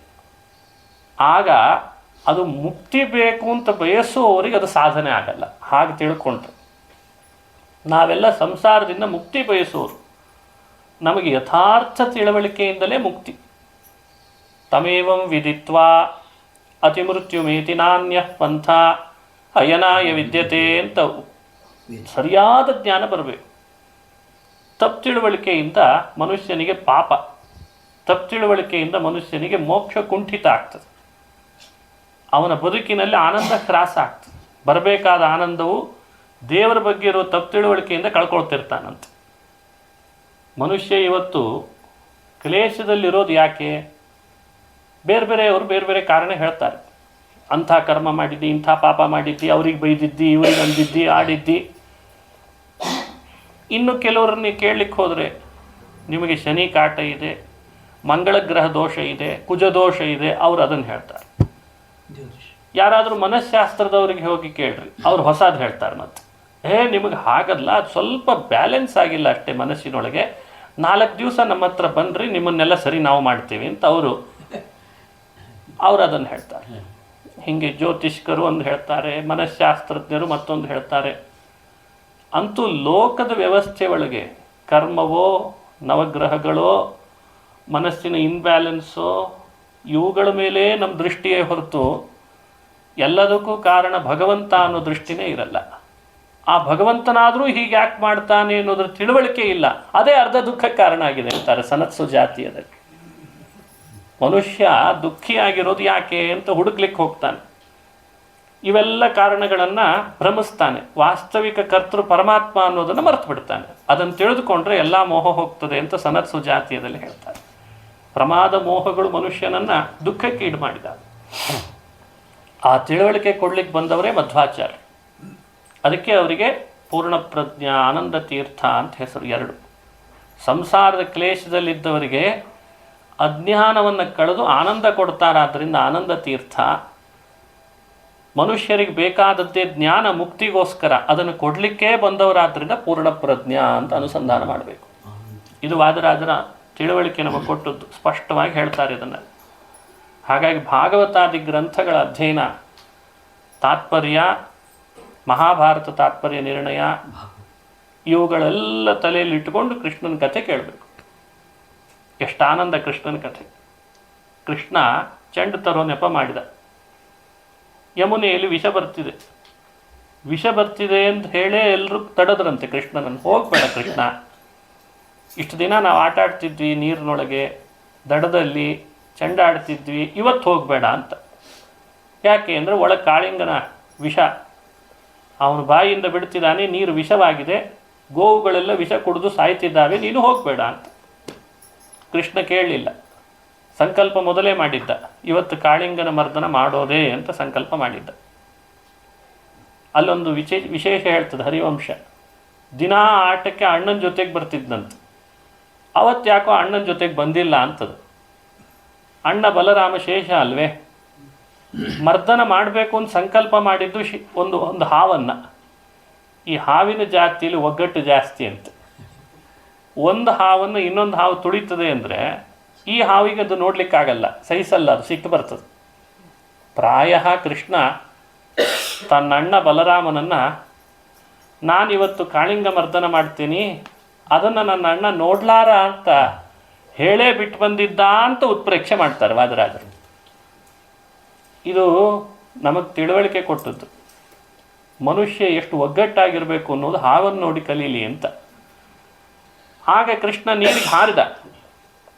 ಹಾರಿ ಒಳಗೆ ಹೋಗಿ ಕಾಳಿಂಗನನ್ನು ಬಾಲ ಹಿಡಿದು ಮೇಲ್ ತಂದ. ಹೆಡೆ ಮೇಲ್ ಬಂತು, ತಾನು ಹಾರಿ ಕುಣಿಲಿಕ್ಕೆ ಶುರು ಮಾಡಿದ. ಹ್ಯಾಕೆ ಕುಣಿತಾನೆ ಕೃಷ್ಣ? ಅನೀನದತ್ ಪದ್ಮಭವೋ ಮೃದಂಗಂ. ಇದು ರಾಜರು ಹೇಳಿದ ಮಾತು. ಭಾಗವತ ಹೇಳ್ತದೆ, ಕೃಷ್ಣನ ಕಾಳಿಂಗ ಮರ್ದನ ಉತ್ಸವ ಹೇಗಿತ್ತು? ತಚ್ಚಿತ್ರ ತಾಂಡವ ವಿರುಗ್ಣ ಫಣಾತ ಪತ್ರಂ. ಇದು ಭಾಗವತ. ಚಿತ್ರ ತಾಂಡವ. ತಾಂಡವ ಅಂದರೆ ನೃತ್ಯದಲ್ಲಿ ಪ್ರಭೇದ. ಸಂಗೀತದಲ್ಲಿ ರಾಗಗಳ ಪ್ರಭೇದ ಹೇಗಿದ್ದಾವೋ ಹಾಗೆ ನೃತ್ಯದಲ್ಲಿ ಒಂದು ಪ್ರಭೇದ ತಾಂಡವ ನೃತ್ಯ ಅಂತಿದೆ ಅಂತ. ಆ ನೃತ್ಯ ವಿಶೇಷವನ್ನು ಭಗವಂತ ಅವತ್ತು ಕಾಳಿಂಗನ ಮೇಲೆ ಮಾಡಿದ ಅಂತ ಭಾಗವತ ಹೇಳ್ತದೆ. ತಾಂಡವ ನೃತ್ಯ ತುಂಬ ಕಠಿಣ. ಅದಕ್ಕೆ ಶಿವ ತಾಂಡವ ಸ್ತೋತ್ರ ಅಂತ ಕೇಳಿರ್ಬೇಕು ನೀವೆಲ್ಲ. ಶಿವ ತಾಂಡವ ಅಂತ ಭಾರೀ ಅದ್ಭುತವಾದ ನಟರಾಜನ ಮಾಡುವ ತಾಂಡವ. ಅವನೊಟ್ಟಿಗೆ ಸ್ಪರ್ಧೆಗೆ ಪಾರ್ವತಿ ಇಳಿತಾಳೆ ಅಂತ ಹೇಳ್ತಾರೆ. ನಾನೂ ಬರ್ತೀನಿ ಅಂತ. ಅದು ಅಷ್ಟು ಸುಲಭವಾಗಿ ಮಾಡಲಿಕ್ಕಿಲ್ಲ. ಅಂಥ ತಾಂಡವ ನೃತ್ಯವನ್ನು ಕೃಷ್ಣ ಅವತ್ತು ಕಾಳಿಂಗನ ಮೇಲೆ ಮಾಡ್ತಾ ಇದ್ದಾನೆ, ಕಾಳಿಂಗನ ಹೆಡೆ ಮೇಲೆ. ಇದನ್ನು ನೋಡಬೇಕು, ನಾವು ಆಸ್ವಾದಿಸಬೇಕು, ಏನು ಅದ್ಭುತ ಇದು ಅಂತ ಬ್ರಹ್ಮಾದಿ ದೇವತೆಗಳು ಆಕಾಶದಲ್ಲಿ ಬಂದರು. ಬ್ರಹ್ಮ ಮೃದಂಗ, ಶಿವ ತಾಳ, ಕಿಂಪುರುಷ ಖಂಡದಿಂದ ಹಾರಿ ಬಂದ ಆಂಜನೇಯ ಗಾನ ಮಾಡಿದ. ಗಾನಕ್ಕಾಗಿ ಹನುಮಂತ, ತಾಳಕ್ಕಾಗಿ ಶಿವ, ಅದ್ಭುತವಾದ ಮೃದಂಗಕ್ಕಾಗಿ ಅಂತ ಬ್ರಹ್ಮ ಬಂದ. ಕೃಷ್ಣ ಕುಣಿತಾನೆ ಕುಣಿತಾನೆ ಕುಣಿತಾನೆ. ಭಾಗವತ ಓದುವಾಗ ಅರ್ಥ ಆಗ್ತದೆ ಕೃಷ್ಣನ ಕುಣಿತ ಅಷ್ಟು ಜೋರು ಯಾಕಾಯಿತು. ಕೃಷ್ಣ ಕುಣಿದದ್ದು ಬಹಳ ಬಹಳ ಬಹಳ ಜೋರಾಗಿ ಕುಣಿದ. ಯಾಕಷ್ಟು ಸಂತೋಷದಿಂದ ಕುಣಿದ ಕೃಷ್ಣ? ಅದಕ್ಕಿಷ್ಟೇ ಕಾರಣ, ಕೃಷ್ಣ ಕುಣಿಯೋದನ್ನು ನೋಡಲಿಕ್ಕೆ ಭಕ್ತರು ಹೆಚ್ಚಿನ ಸಂಖ್ಯೆಯಲ್ಲಿ ಬಂದ್ರಲ್ಲ ಅಂತ ಜಾಸ್ತಿ ಕುಣಿದಂತ. ಮೊದಲು ಪ್ರಾರಂಭದಲ್ಲಿ ನಿಧಾನ ಕುಣಿತಿದ್ದ. ಗೊಲ್ಲರೆಲ್ಲ ನಿಧಾನ ಬರಲಿಕ್ಕೆ ಶುರು ಮಾಡಿದರು. ಮತ್ತೆ ಬಂದರು. ಎಷ್ಟೆಷ್ಟು ಹೆಚ್ಚಿನ ಸಂಖ್ಯೆಯಲ್ಲಿ ಭಕ್ತರು ತನ್ನ ದರ್ಶನಕ್ಕೆ ಬಂದರೋ ಅಷ್ಟಷ್ಟು ಕೃಷ್ಣನ ಕುಣಿತ ಹೆಚ್ಚಾಯ್ತಂತೆ. ಇದರಿಂದ ಭಾಗವತ ಒಂದು ತತ್ವ ತಿಳಿಸ್ತದೆ. ನನ್ನ ನೋಡಲಿಕ್ಕೆ ಭಕ್ತರು ಎಷ್ಟು ಸಂಖ್ಯೆಯಲ್ಲಿ ಬಂದರೂ ನಾನು ಕುಣಿತೇನೆ ಅಂತಾನೆ. ಇವತ್ತು ಜನರನ್ನು ಕಂಡ್ರೆ ಕೆಲವರು ಹೆದರ್ತಾರೆ, ಅಸಹ್ಯ ಪಟ್ಕೋತಾರೆ. ಮನೆಯೊಳಗೆ ಹೆಚ್ಚು ಜನ ಬಂದರು, ಯಾಕಾದರೂ ಬಂದರೋ ಏನೋ ಅಂತನೋರೇ ಭಾಳ ಆಗಿದ್ದಾರೆ. ಜನಸಂಖ್ಯೆ ಹೆಚ್ಚಾದರೆ ಅಸಹ್ಯ ಪಡ್ತಾರೆ. ಕೃಷ್ಣ ಹಾಗಲ್ಲ. ಹೆಚ್ಚೆಚ್ಚು ಜನಸಂಖ್ಯೆ ಬಂದರೆ ಭಗವಂತ ಕುಣಿತಾನೆ ಅಂತದೆ ಭಾಗವತ. ಭಕ್ತರು ಸಾಗರೋಪಾದಿಯಲ್ಲಿ ಕೃಷ್ಣನ ಬಳಿಗೆ ಬಂದರೆ ಅವನು ಮತ್ತಷ್ಟು ಸಂತೋಷಪಟ್ಟು ಕುಣಿದು ಬಿಡ್ತಾನೆ. ಆ ಕುಣಿತ ಬ್ರಹ್ಮಾದಿ ದೇವತೆಗಳ ಆನಂದ ಕೊಡ್ತು.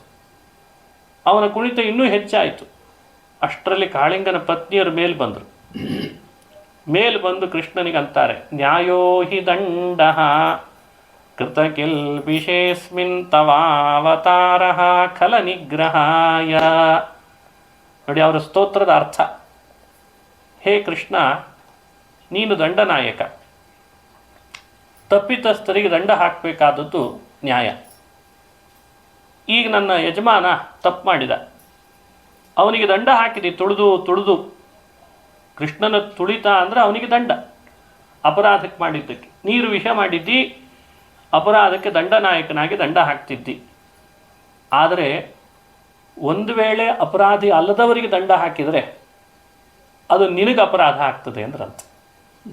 ನಾವು ಮೂವರು, ಕಾಳಿಂಗನ ಪತ್ನಿಯರು ಮೂವರಿದ್ರಂತೆ. ನಾವೇನೂ ಅಪರಾಧ ಮಾಡಿಲ್ಲವಷ್ಟೇ. ನೀನು ತುಳಿತ ಮುಂದುವರಿಸಿದರೆ, ಕುಣಿತ ಮುಂದುವರಿಸಿದರೆ ಅವನು ಸತ್ತು ಹೋಗ್ತಾನೆ. ನಮ್ಮ ಸೌಭಾಗ್ಯಕ್ಕೆಲ್ಲ ಕುತ್ತು ಬರ್ತದೆ. ಇದು ಯಾವ ನ್ಯಾಯ ಅಂತ ಕೇಳಿದ್ರಂತೆ. ನ್ಯಾಯೋ ಹಿ ದಂಡ ಕೃತಕಿಲ್ಬಿಷೇಸ್ಮಿನ್ ತವಾವತಾರ ಖಲ ನಿಗ್ರಹಾಯ. ದುಷ್ಟರನ್ನು ನಿಗ್ರಹ ಮಾಡಬೇಕು ಅಂತ ನೀನು ಅವತಾರ ಮಾಡಿದ್ದಿ. ಅಪರಾಧಕ್ಕೆ ತಕ್ಕ ಶಿಕ್ಷೆ ಕೊಡೋನು ದಂಡನಾಯಕ. 100 ಜನರಿಗೆ ಕೊಡಲಿ ಅಪರಾಧ ಮಾಡಿದವರಿಗೆ ಶಿಕ್ಷೆ.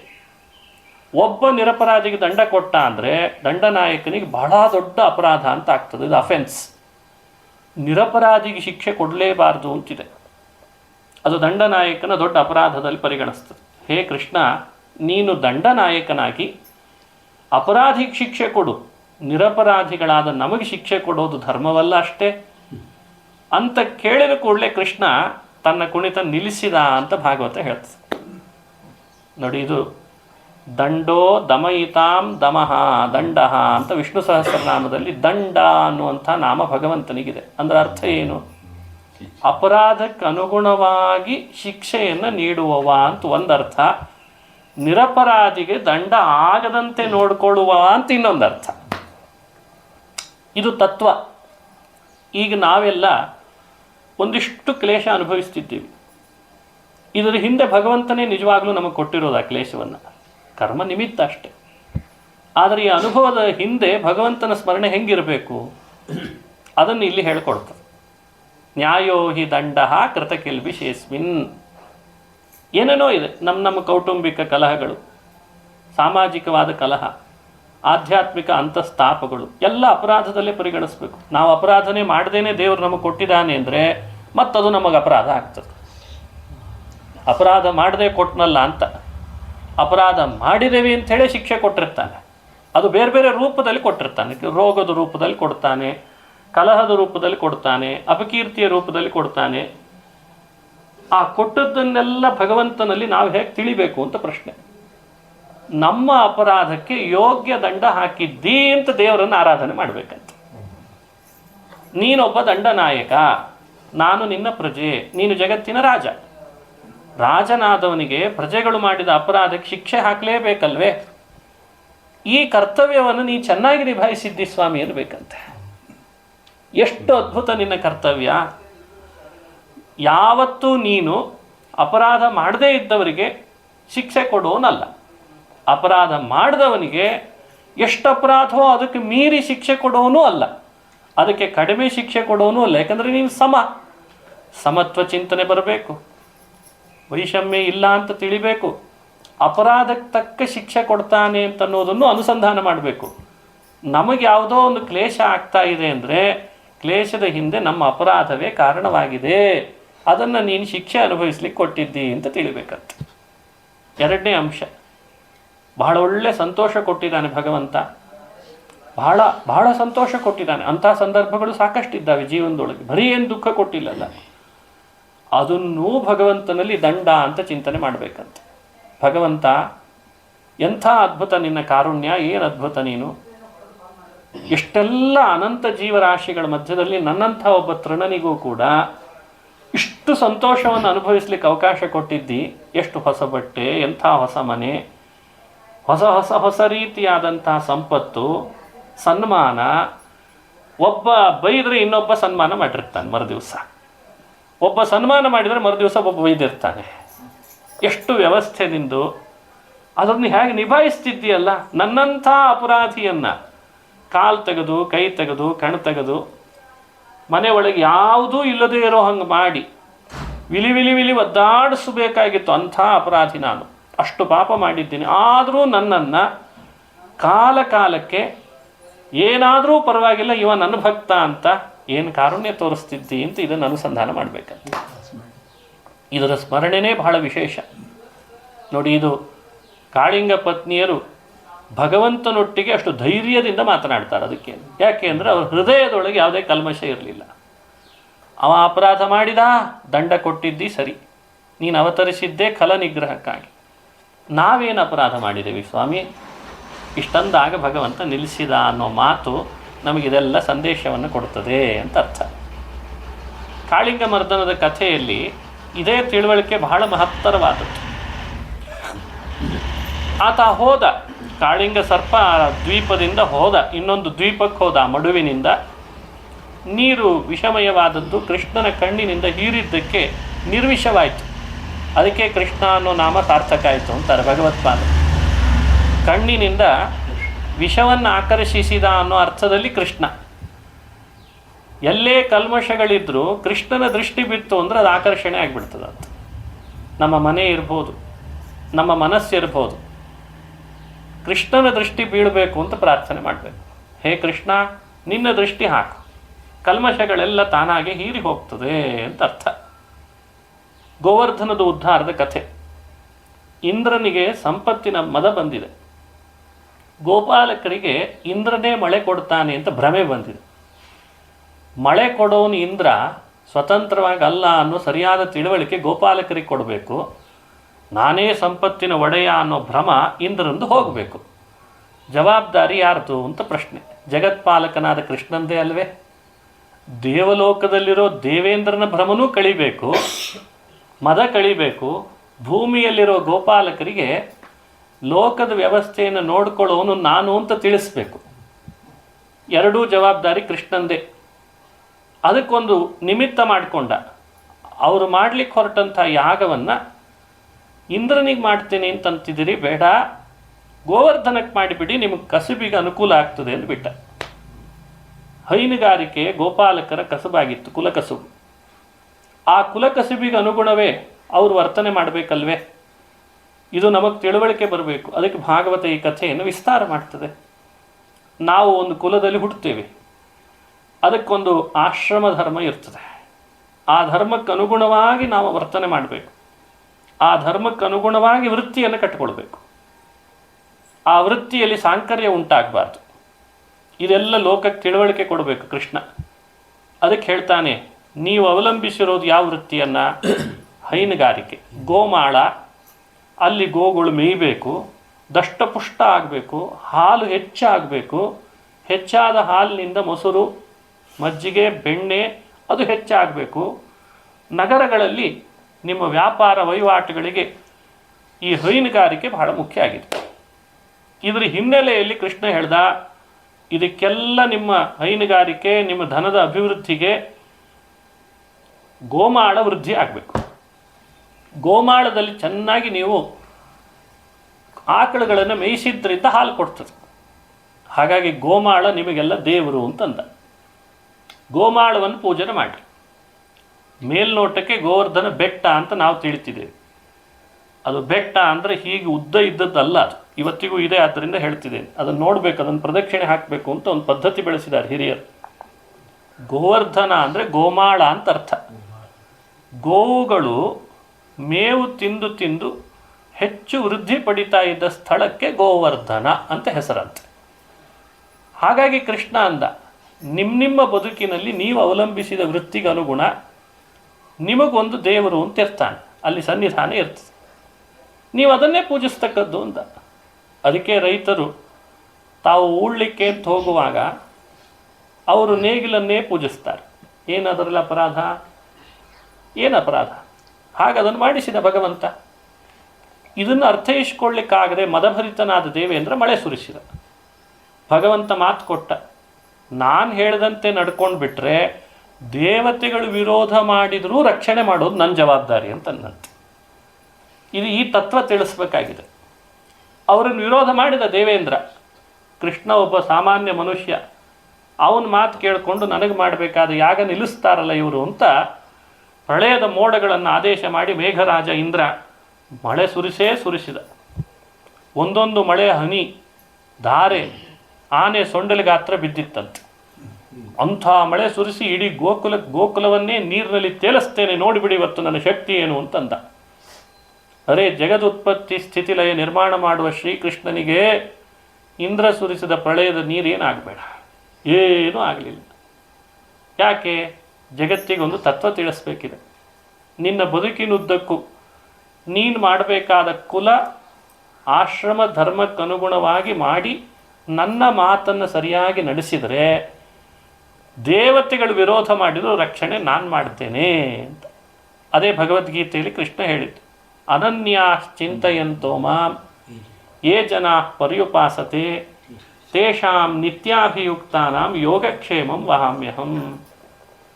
ನೋಡಿ, ಗೋಪಿಕಾ ಸ್ತ್ರೀಯರು ಒಂದರ್ಥದಲ್ಲಿ ಕೃಷ್ಣನನ್ನು ಮೊರೆ ಹೋಗಿ ಕೃಷ್ಣನಿಂದಲೇ ಬಯಸಿದ್ದನ್ನು ಪಡೆದು ಕೃಷ್ಣನನ್ನೇ ಸೇರಿದರು ಕೊನೆಗೆ.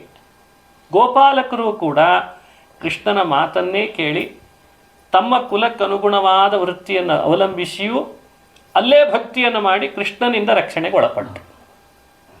ಅದಕ್ಕೆ ಭಾಗವತ ಕೇಳ್ತದೆ, ಗೋಪಿಕಾ ಸ್ತ್ರೀಯರಾಗಲಿಕ್ಕಂತೂ ನಮಗೆ ಅವಕಾಶ ಇಲ್ಲ, ಆದರೆ ಗೋಪಾಲಕರಂತಾಗಲಿಕ್ಕೆ ಅವಕಾಶ ಇದೆ ಅಂತದೆ. ಗೋಪಾಲಕರಂತೆ ಅಂದರೆ ದನ ಕಾಯೋರು ಆಗಬೇಕು ಅಂತ ಅರ್ಥ ಆಯ್ತು. ಅವಾಗ ನಿಯತ್ತಿರಲಿ ಅಂತ ಅರ್ಥ, ಪ್ರಾಮಾಣಿಕತೆ ಇರಲಿ. ಕೃಷ್ಣ ನಿರೀಕ್ಷೆ ಮಾಡೋದು ಅದನ್ನು. ದನಗಾಯಿಗಳಲ್ಲಿರುವ ಪ್ರಾಮಾಣಿಕತೆ ಸಿಟಿಯಲ್ಲಿ ಓದಿದವ್ರಿಗೆ ಇಲ್ಲೇನೋ ಅಂತ ಅನ್ನಿಸ್ತದೆ. ಎಷ್ಟು ಪ್ರಾಮಾಣಿಕತೆ ದನಗಾಯಿಗಳಲ್ಲಿ. ಈ ಮಾತನ್ನು ಕೃಷ್ಣ ಹೇಳ್ತಾನೆ ಒಂದು ಕಡೆ. ಉದ್ಧವ ಒಂದು ಸಲ ಕೇಳಿದ್ದಂತೆ ದ್ವಾರಕಾ ಹತ್ತಿರದಲ್ಲಿರುವಾಗ, ಕೃಷ್ಣ ಏನು ಯೋಚನೆ ಮಾಡ್ತಾ ಕೂತಿದ್ದ. ಕೃಷ್ಣನೂ ಯೋಚನೆ ಮಾಡ್ತಿದ್ದ ಅಂತದ್ದು ಭಾಗವತ. ಇದೆಂಥ ವಿಡಂಬನ. ಏನಿಲ್ಲ, ಗೋಕುಲ ನೆನಪಾಯಿತು, ಯೋಚನೆ ಮಾಡ್ತಿದ್ದೆ ಅನ್ನಂತೆ. ಏನಂಥದ್ದು ಗೋಕುಲದಲ್ಲಿ ನೀನು ನೆನಪಿಸ್ಕೊಂಡು? ಏನಲ್ಲ, ದನ ಕಾಯೋ ಹುಡುಗರಲ್ಲಿ ಎಷ್ಟು ನಿಷ್ಕಲ್ಮಶವಾದ ಭಕ್ತಿ. ನನಗಾಗಿ ಅಂತ ಪ್ರಾಣನೇ ಕೊಡ್ಲಿಕ್ಕೆ ತಯಾರಾಗ್ತಿದ್ರಲ್ಲ ಆ ಗೋಪಾಲಕರು, ಗೊಲ್ಲರು, ಗೋಪಿಕಾ ಸ್ತ್ರೀಯರು. ನಾನೇನು ಮಾಡ್ತೇನೋ ಬಿಡ್ತೇನೋ, ನನಗಾಗಿ ಅಂತ ತಮ್ಮನ್ನು ಕೊಟ್ರಲ್ಲ, ಅದು ನನಗೆ ಮರಿಲಿಕ್ಕಾಗ್ತಿಲ್ಲ ಅನ್ನಂತೆ ಕೃಷ್ಣ. ಇದನ್ನು ಭಾಗವತ ಶುಕಾಚಾರ್ಯರ ಮುಖದಿಂದ ಹೇಳುವಾಗ ಒಂದು ಮಾತು ಹೇಳ್ತಾರೆ. ಭಕ್ತಿ ಹೇಗೆ ಮಾಡಬೇಕು ಅಂತ ಕೇಳಿದರೆ ಗೊಲ್ಲರಂತ ಮಾಡಬೇಕು. ಅಂದರೆ ದೇವರೂ ಕೂಡ ಆ ಭಕ್ತನನ್ನು ಪದೇ ಪದೇ ನೆನಪಿಸ್ಕೊಳ್ಳೋ ಹಾಗೆ ಭಕ್ತಿ ಮಾಡಬೇಕಂತೆ ಭಕ್ತನಾದ. ನಮ್ಮ ಭಕ್ತಿ ಏನಾಗಿದೆ ಅಂತ ಇದರಿಂದಲೇ ಅರ್ಥ ಆಗ್ತದೆ. ಅಂದರೆ ಭಕ್ತಿಯ ವ್ಯವಸ್ಥೆಯನ್ನು ಸ್ಪಷ್ಟಪಡಿಸ್ಲಿಕ್ಕೆ ಬಂದದ್ದೇ ಭಾಗವತ ದಶಮಸ್ಕಂಧ. ಅದಕ್ಕೆ ಪಾತ್ರಗಳು ಬೇರೆ ಬೇರೆ. ದ್ರೌಪದಿನೂ ಒಂದು ಪಾತ್ರ, ವಿದುರನೂ ಒಂದು ಪಾತ್ರ, ಉದ್ಧವನೂ ಒಂದು ಪಾತ್ರ, ಅಕ್ರೂರನೂ ಒಂದು ಪಾತ್ರ. ಅದರಲ್ಲಿ ಸೈರಂಧ್ರಿ ಅಂದರೆ ತ್ರಿವಕ್ರೆ, ಅವಳೊಂದು ಪಾತ್ರ. ಈ ಮುಖಗಳು, ಪಾತ್ರಗಳು, ಇದು ನಮಗೆ ಸ್ಫೂರ್ತಿ ಆಗಬೇಕು. ಯಾರಾದರೂ ಒಬ್ಬರಾಗು ಅಂತದ್ದು ಭಾಗವತ. ಯಾರಾದರೂ ಒಬ್ಬರಾಗು, ವಿದುರನಾಗ್ತೀಯ ಆಗು, ಇಲ್ಲ ಅಕ್ರೂರನಾಗ್ತೀಯ ಆಗು ಅಂತದ್ದು. ಕಂಸನಂಥ ನೀಚ ರಾಜ್ಯದೊಳಗೆ ಮಂತ್ರಿಯಾಗಿ ಕೆಲಸವನ್ನು ರೂಢಿಸ್ಕೊಂಡಿದ್ದವನು ಅಕ್ರೂರ. ಕೃಷ್ಣನ ಭಕ್ತಿ ಮಾಡಲಿಲ್ಲ ಅಂತಿಲ್ಲ, ಕೃಷ್ಣ ಒಲಿಲಿಲ್ಲ ಅಂತಿಲ್ಲ, ಅವನಾದರೂ ನಮಗೆ ಮಾರ್ಗದರ್ಶನ ಆಗಬೇಕಲ್ಲ ಅಂತದ್ದು ಭಾಗವತ.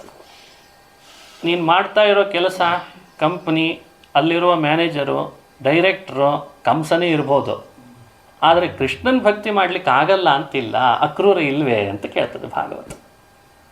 ಅಕ್ರೂರನಿಗೆ ಕಂಸನಂಥ ರಾಜ, ಈತ ಮಂತ್ರಿ, ಅವನು ಹೇಳ್ದಾಗ ಕೇಳಬೇಕು, ಅವನು ಹೇಳ್ದಾಗೇ ಮಾಡಬೇಕು.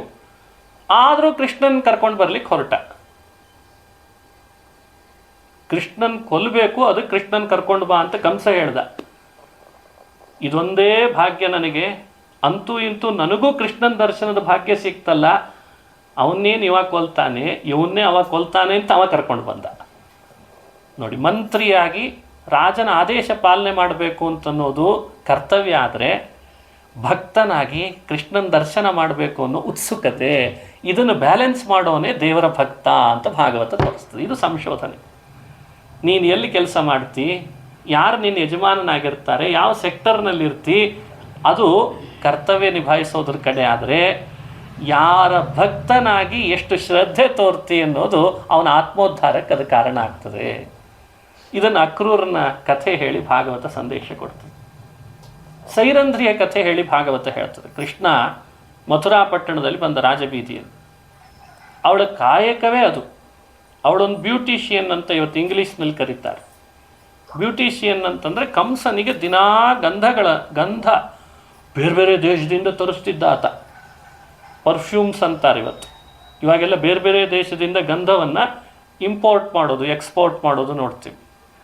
ಹಂಗೆ ಆತ ಕಂಸ ಬೇರೆ ಬೇರೆ ರಾಜ್ಯಗಳಿಂದ, ದೇಶದಿಂದ ಎಲ್ಲೆಲ್ಲಿ ಯಾವ್ಯಾವುದು ಸುಗಂಧ ದ್ರವ್ಯಗಳು ಅದನ್ನು ತರಿಸಿ ಇವಳನ್ನು ನೇಮಕ ಮಾಡಿದ್ದ. ತನಗೆ ದೇಹಕ್ಕೆ ಅಲಂಕಾರ ಮಾಡೋದಕ್ಕೆ ಇವಳಿಗೆ ಕಾಯಕ ಕೊಟ್ಬಿಟ್ಟಿದ್ದ. ಅದೇ ಕೆಲಸ. ಬರಬೇಕು, ಎಣ್ಣೆ ಹಚ್ಚಬೇಕು, ದೇಹವನ್ನು ತಿಕ್ಕಬೇಕು, ಚಂದ ಕಾಣೋ ಹಾಗೆ ಮಾಡಬೇಕು. ಅದು ಹೆಟ್ಟ ಇದ್ದಂಗೆ ಇರ್ತದೆ ಕಂಸ. ಅದೇನು ಚಂದ ಕಾಣಿಸ್ತದೆ, ಅಕರಾಳ ವಿಕರಾಳ ದೇಹ, ಮಾಂಸದ ಮುದ್ದೆ ಇದ್ದಂಗೆ ಅದ ಅದು. ಇವಳಿಗೆ ಕಾಯಕ ಮಾಡಲೇಬೇಕು, ಇವಳಿಗೆ ವೃತ್ತಿನೇ ಅದಾಗಿತ್ತು. ಪಾಪ ಮಾಡಿ ಮಾಡಿ ಕೈ ಸವಿತಿತ್ತು. ಅವನೇನು ಚಂದ ಕಾಣಿಸ್ತಿರ್ಲಿಲ್ಲ. ಮಥುರಾ ಪಟ್ಟಣದಲ್ಲಿ ಕೃಷ್ಣ ಬಂದಿದ್ದಾನೆ, ಅಕ್ರೂರ ಕರ್ಕೊಂಡು ಬಂದಿದ್ದಾನೆ. ನೋಡಿದ ಕೂಡಲೇ ಮೋಹಿತಾಳಲ್ಲ. ಯಾಕೆ? ಸಾಕ್ಷಾನ್ ಮನ್ಮಥ. ಯಾರು ನೋಡಿದರೂ ಕೃಷ್ಣನನ್ನು ಆಕರ್ಷಿತರಾಗೇ ಆಗ್ತಾರೆ. ಇನ್ನು ಸೈರಂಧ್ರಿ, ಅವಳಿಗೆ ಸೌಂದರ್ಯದ ಗುಣಗಳು ಗೊತ್ತಿತ್ತು. ಯಾವುದು ಸೌಂದರ್ಯ, ಯಾರು ಸುಂದರ ಅಂತ ಅದನ್ನು ಅವಳು ಗಮನಿಸ್ತಿದ್ಲು. ಅವಳಿಗೆ ಆ ಜ್ಞಾನ ಇತ್ತು. ಕೃಷ್ಣ ದೂರದಿಂದ ರಾಜಬೀದಿಯಲ್ಲಿ ಬರುವಾಗ ನೋಡಿ ಆಕರ್ಷಿತಳಾದ್ಲಂತ. ಏನು ಅದ್ಭುತ ಈ ರೂಪ, ಒಂದ್ಸಲಿ ಒಂದೊಂದು ಸ್ಪರ್ಶ ಮಾಡಿ ನಾನು ಗಂಧ ಅಲಂಕಾರ ಮಾಡಬೇಕು ಅಂತ ಆಸೆ ಆಯ್ತಂತ. ಇತ್ತೀಚೆಗೆ ಇವೆಲ್ಲ ಹೋಗೇ ಬಿಟ್ಟಿದೆ ಮೊಬೈಲ್ ಬಂದ ಮೇಲೆ. ಸೌಂದರ್ಯ ಆಸ್ವಾದನೆ ಮಾಡೋ ಭಾವಗಳಿಲ್ಲ, ಶೃಂಗಾರದ ರಸದ ಮಹತ್ವ ತಿಳಿತಾ ಇಲ್ಲ, ರೌದ್ರ ಗೊತ್ತಿಲ್ಲ, ಬೀಭತ್ಸ ಗೊತ್ತಿಲ್ಲ, ವೀರರಸದ ಮಹತ್ವ ಗೊತ್ತಿಲ್ಲ. ಎಲ್ಲ ಮೊಬೈಲ್ ಟೆಕ್ಸ್ಟ್ನಲ್ಲಿ ಶುರುವಾಗಿಬಿಟ್ಟಿದೆ. ಏನು ಕೇಳಿದ್ರೆ ಏನಾದರೂ ಹೇಳಿದರೆ ಗೂಗಲಲ್ಲಿ ಸರ್ಚ್ ಮಾಡ್ತೀನಿ ಅಂತಾರೆ ಈಗೆಲ್ಲ ಹುಡುಗರು. ಅಂಥ ಸ್ಥಿತಿ ಬಂತು. ಸಹಜವಾದ ಹೃದಯದ ಮೃದು ಭಾವವೇ ಮನುಷ್ಯ ಕಳ್ಕೊಂಡು ಬಿಡ್ತಾ ಇದ್ದಾನೆ. ಪ್ರೀತಿ, ಅಂತಃಕರಣ, ವಾತ್ಸಲ್ಯ, ಮಮಕಾರ ಅವು ಯಾವುದೂ ಇಲ್ಲದೆ ದೇವರಲ್ಲಿ ಭಕ್ತಿ ಮಾಡೋದು ಅಂದ್ರೆ ಏನದ ಅಂತ. ಅಪ್ಪ ಅಂದ್ರೇನು, ಅಮ್ಮ ಅಂದ್ರೇನು, ಅತ್ತೆ ಅಂದ್ರೇನು, ಮಾವ ಅಂದ್ರೇನು, ಸೊಸೆ ಅಂದ್ರೆ ಯಾರು, ಮಕ್ಕಳು ಅಂದ್ರೆ ಏನು, ಆ ಭಾವಗಳೇ ಹೋಗ್ಬಿಟ್ಟದು. ಕೃಷ್ಣನ ಕಥೆ ಕೇಳುವಾಗ ಎಲ್ಲ ಭಾವಗಳು ಏಕತ್ರ ಕರೆಸಿ, ಶತ್ರು ಅಂದ್ರೆ ಯಾರು, ಮಿತ್ರ ಅಂದ್ರೆ ಯಾರು, ಸ್ನೇಹಿತ ಅಂದ್ರೆ ಯಾರು, ಹೆಣ್ಣಂದ್ರೆ ಏನು, ಗಂಡಂದ್ರೆ ಏನು, ಅಪೂರ್ವವಾದ ಭಾವಗಳನ್ನು ಹೇಳ್ತದೆ ಭಾಗವತ. ನಾವು ಅದನ್ನೆಲ್ಲ ದೂರ ಸರಿಸಿಟ್ಟು ಕೃಷ್ಣನ ಕಥೆ ಅಂತ ಹೇಳ್ತೇವೆ ಅಂದರೆ ಏನೂ ಅರ್ಥ ಆಗಲ್ಲ. ಯಾವುದು ತತ್ವನೂ ತಿಳಿಯಲ್ಲ, ಭಾವನೆಯೂ ತಿಳಿಯಲ್ಲ. ಆ ಮೋಹಿತಳಾದ ಆ ಸೈರಂಧ್ರಿಗೆ ಕೃಷ್ಣನನ್ನು ಅಲಂಕರಿಸಬೇಕು ಅಂತ ಆಸೆಯಾಗಿ ಹತ್ತಿರ ಓಡಿ ಬಂದ್ಲಂತೆ. ಕೃಷ್ಣ, ನೀನು ನೋಡಿದರೆ ನಾನು ಅಲಂಕಾರ ಮಾಡ್ಬೇಕನ್ನಿಸ್ತಾ ಇದೆ, ಮಾಡಲ ಅವಕಾಶ ಕೊಡ್ತೀಯಾ ಅಂತ ಕೇಳ್ತಾ. ಕೃಷ್ಣ ಪರದೈವ, ದೇವತೆಗಳು ಯಾರ ಪಾದ ಮುಟ್ಟಬೇಕು ಅಂಥೇಳಿ ಅಹಮಹಮಿಕೆಯಿಂದ ಪಾಳಿ ಹಚ್ಚಿರ್ತಾರಂತೆ. ಅಂಥ ಕೃಷ್ಣ ಯೋಗಿಗಳ ಅರಸ, ಸಾವಿರಾರು ವರ್ಷ ಗೆಡ್ಡೆ ಗೆಣಸು ತಿಂದುಕೊಂಡು ತಪಸ್ಸು ಮಾಡುವಂಥ ಯೋಗಿಗಳ ಮನಸ್ಸಿಗೆ ಸಿಗೋನಲ್ಲ. ಯದ್ವಾಚ ಅನಭ್ಯುದಿತಂ ಯಥೋ ವಾಚೋ ನಿವರ್ತಂತೆ ಅಪ್ರಾಪ್ಯ ಮನಸಾ ಸಹ. ಅಂಥ ಕೃಷ್ಣ ಮನಸ್ಸಿಗೆ ನಿಲುಕಲ್ಲ, ಮಾತಿಗೆ ನಿಲುಕಲ್ಲ, ಯೋಗಿಗಳಿಗೆ ಸಿಗ್ತಾ ಇಲ್ಲ. ದೇವತೆಗಳು ಇನ್ನೂ ಪ್ರಯತ್ನ ಪಟ್ಟರು ಪೂರ್ಣ ಅರ್ಥ ಆಗ್ತಾ ಇಲ್ಲ. ಮುಹ್ಯಂತಿಯಂ ಸೂರಯ. ಅಂಥ ಕೃಷ್ಣ ಕಂಸನಿಗೆ ಅಲಂಕಾರ ಮಾಡ್ತಿದ್ದ ಸೈರಂಧ್ರಿ ನಿನಗೆ ಅಲಂಕಾರ ಮಾಡ್ತೀನಿ ಕೃಷ್ಣ ಅಂದರೆ ಆಯಿತು ಅಂತ ಒಪ್ಕೊಂಡ ಅಂತ ಭಾಗವತ ಹೇಳ್ತು. ಇದಲ್ವೇ ಕಾರುಣ್ಯ? ಇದಕ್ಕಿಂತ ಕಾರುಣ್ಯ ಏನು ಬೇಕ್ರಿ? ಆ ಕೃಷ್ಣನನ್ನು ಅಲಂಕಾರ ಮಾಡಿದ್ಲು, ಚೆನ್ನಾಗಿ ಅಲಂಕಾರ ಮಾಡಿದ್ದಾಳೆ. ಮುಖಕ್ಕೆ, ಎದೆಗೆ, ಭುಜಗಳಿಗೆ ಗಂಧ ಹಚ್ಚಿ ಆನಂದ ಪಡ್ತಿದ್ದಾಳೆ ಕೃಷ್ಣನ ಸ್ಪರ್ಶ ಮಾಡಿ. ಎದುರುಗಡೆ ಕನ್ನಡಿ ಇಟ್ಲು, ಕೃಷ್ಣ ಹೇಗಾಗಿದೆ ನೋಡು ಅಂತಂದಂತ. ಅಲಂಕಾರ ಮಾಡಿದ ಮೇಲೆ ಕನ್ನಡಿ ತೋರಿಸ್ಬೇಕು ಅಂತಿದೆ ಆದರ್ಶ. ದರ್ಪಣಂ ಸಮರ್ಪಯಾಮಿ, ಅದು ಒಂದು ಉಪಚಾರ ದೇವರಿಗೆ. ಛತ್ರ, ಚಾಮರ, ವ್ಯಜನ, ದರ್ಪಣ, ಪಾದುಕ ಇವೆಲ್ಲ ಉಪಚಾರ ಅಂತ ಕರೀತಾರೆ. ಅನೂಪಚಾರ, ಉಪಚಾರ ಅಲ್ಲ ಅನೂಪಚಾರ. 16 ಉಪಚಾರಗಳ ಅಲ್ಲದೇನೆ ಇವು ಮತ್ತೆ ಪುನಃ ಅನೂಪಚಾರದಲ್ಲಿ ದರ್ಪಣ ಸಮರ್ಪಯಾಮಿ ಅನ್ನೋದು ವ್ಯವಸ್ಥೆಯನ್ನು ನಾವು ದಿನನಿತ್ಯ ಮಾಡಬೇಕು. ಹಾಗಾಗಿ ಛತ್ರ ಚಾಮರಾದಿ ಸಮರ್ಪಣೆಯನ್ನು ಅನೂಪಚಾರ ಸಮರ್ಪಣೆ ಅಂತ ದೈನಂದಿನ ಷೋಡಶೋಪಚಾರ ಪೂಜೆಗಳಲ್ಲಿ ಇದನ್ನು ಹೆಚ್ಚು ಸೇರಿಸಿದ್ದಾರೆ. ಅದಕ್ಕೆ ನೀವು ಯಾರಾದರೂ ದೊಡ್ಡವರು ಪೂಜೆ ಮಾಡುವಾಗ ನೋಡಬೇಕು, ಪ್ರತ್ಯೇಕ ಅನೂಪಚಾರಗಳನ್ನು ಮಾಡ್ತಾರೆ ಒಂದೊಂದು ಪೂಜೆ ಆಗುವಾಗ. ಛತ್ರಂ ಸಮರ್ಪಯಾಮಿ, ಚಾಮರಂ ಸಮರ್ಪಯಾಮಿ, ಪಾದುಕಾಂ ಸಮರ್ಪಯಾಮಿ, ವ್ಯಜನಂ ಸಮರ್ಪಯಾಮಿ, ದರ್ಪಣಂ ಸಮರ್ಪಯಾಮಿ. ನಾವೇ ದೇವರಿಗೆ ಅಲಂಕಾರ ಮಾಡಿರ್ಬೋದು, ದೇವರು ನಮ್ಮೊಳಗೆ ನಿಂತು ಮಾಡಿಸಿರ್ಬೋದು, ಆದರೆ ದೇವರಿಗೆ ಮಾಡಿದ ಅಲಂಕಾರವನ್ನು ದರ್ಪಣದ ರೂಪದಲ್ಲಿ ತೋರಿಸಲೇಬೇಕಂತೆ. ಮತ್ತೆ ನೋಡು ಸ್ವಾಮಿ ಹೇಗೆ ಕಾಣಿಸ್ತಾ ಇದ್ದಿ ನನ್ನ ಅಲಂಕಾರ ಅಂತ. ಹಾಗೆ ಇವಳು ಕನ್ನಡಿ ಹಿಡಿದು ತೋರಿಸಿದಾಳೆ, ಕೃಷ್ಣ ಹೇಗೆ ಕಾಣ್ತಿದ್ದಿ ನೋಡು ಅಂತ ತೋರಿಸಿದ್ಲು. ಅವನು ಸರ್ವಜ್ಞ, ಸರ್ವಶಕ್ತ, ಎಲ್ಲ ಕಡೆಯಲ್ಲಿ ಎಲ್ಲವನ್ನೂ ನೋಡುವವನಿಗೆ ತಾನೇನು ಅಂತ ನೋಡದೇ ಇರಲಿಕ್ಕಾಗ್ತದೆಯೇ? ನೋಡಿದ್ದಾನೆ. ಆದರೂ ಸೈರಂಧ್ರಿಗೆ ಸಂತೋಷ ಕೊಡಬೇಕಲ್ಲ. ಯಾರೂ ಹಿಂಗೆ ಅಲಂಕಾರ ಮಾಡಿರಲಿಲ್ಲ, ಎಷ್ಟು ಚಂದ ಮಾಡಿದ್ದಿ ಅನ್ನಂತ ಭಗವಂತ. ಅವಳ ಕಣ್ಣಲ್ಲಿ ನೀರೇ ಸುರಿಸಿದ್ಲು, ಆನಂದದ ಬಾಷ್ಪ ಸುರಿತಾ ಇದೆ. ಕೃಷ್ಣನೂ ನನ್ನ ಅಲಂಕಾರ ಸ್ವೀಕರಿಸಿದ. ನಾನು ಎಲ್ಲಿ ಇಷ್ಟು ದಿನ ನನ್ನ ಕುಲ ಕಸಬೇನಾಗಿತ್ತು, ನಾ ಮಾಡ್ತಿದ್ದದ್ದೇನು, ಇಷ್ಟು ದಿನದ ನನ್ನ ಎಲ್ಲ ಮಾಡಿದ ಸಾಧನೆಗೆ ಇವತ್ತು ಫಲ ಸಿಕ್ತು ಅಂತ ಅಂದ್ಕೊಂಡ್ಲಂತ. ಆಗ ಕೃಷ್ಣ ಅವಳಿಗೆ ಕೇಳ್ತಾನೆ, ಏನು ಬೇಕು ನಿನಗಿಂಥ ಅಲಂಕಾರ ಮಾಡಿದ್ದಿ ನನಗೆ, ನಿನಗೇನು ಬೇಕು ಅಂತ ಕೇಳಿದರೆ ಕೃಷ್ಣನಿಗೆ ಅವಳಂತಾಳೆ, ನನ್ನ ಮದುವೆ ಮಾಡ್ಕೊಂಡ್ಲಂತ. ಅಲ್ಲೇ ಬಲರಾಮ ಇದ್ದ, ಬೇಕಿತ್ತ ನಿನಗೆ ಈ ಕತೆ ಅಂತಂದ.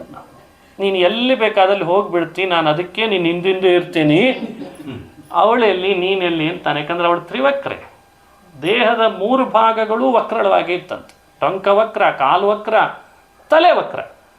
ಅವಳನ್ನೇನು ವಿವಾಹ ಮಾಡ್ಕೋತೀಯೋ ಕೃಷ್ಣ ಕೃಷ್ಣ ಅಂತಾನೆ. ಅವಳ ಭಕ್ತಿ ನೋಡೋ, ಎಂಥ ಭಕ್ತಿ, ಆ ನಿಷ್ಕಲ್ಮಶವಾದ ಹೃದಯ, ಅವಳ ಪ್ರಾಮಾಣಿಕತೆ, ಇದಕ್ಕಿಂತ ಯಾರು ಬೇಕು ನನಗೆ ಅಂತ ಹೇಳಿ ಅವಳ ಹೆಬ್ಬೆರಳಿನ ಮೇಲೆ ತನ್ನ ಪಾದದ ಹೆಬ್ಬೆರಳನ್ನು ಊರಿ ಅವಳ ನಡುವಿಗೆ ಕೈ ಹಾಕಿ ಗದ್ದೆ ಹಿಡಿದು ಮೇಲೆ ಎತ್ತಿದರೆ ಅವಳು ಸುಲಲಿತಾಂಗಿ ಆಗಿದ್ದಾಳಂತೆ.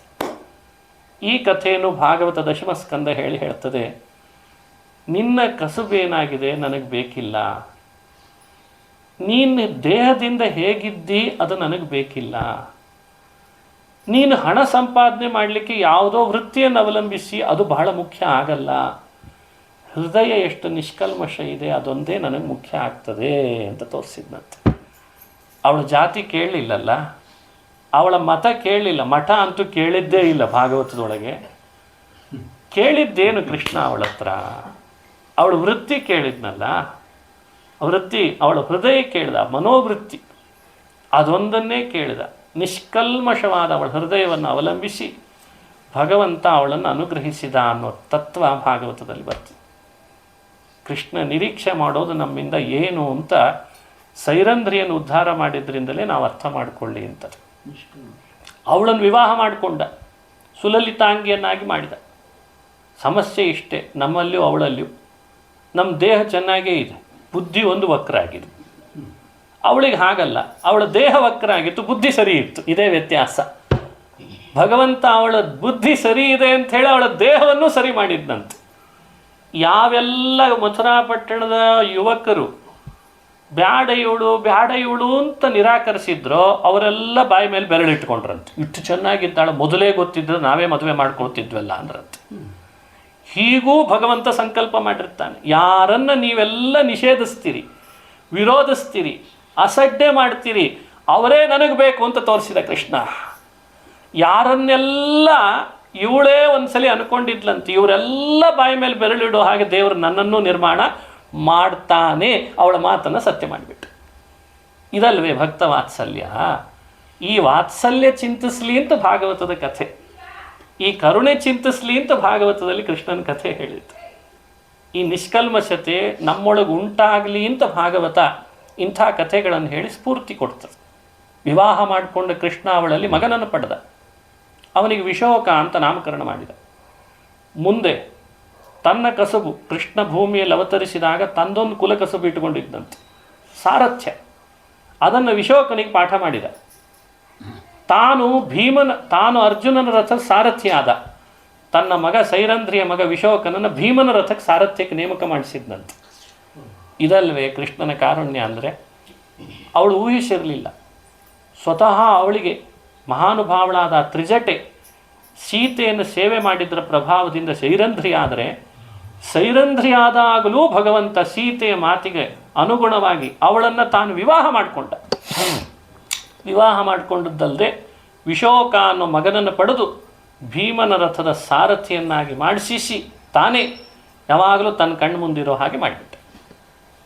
ಇದು ಕೃಷ್ಣನ ಕಥೆ.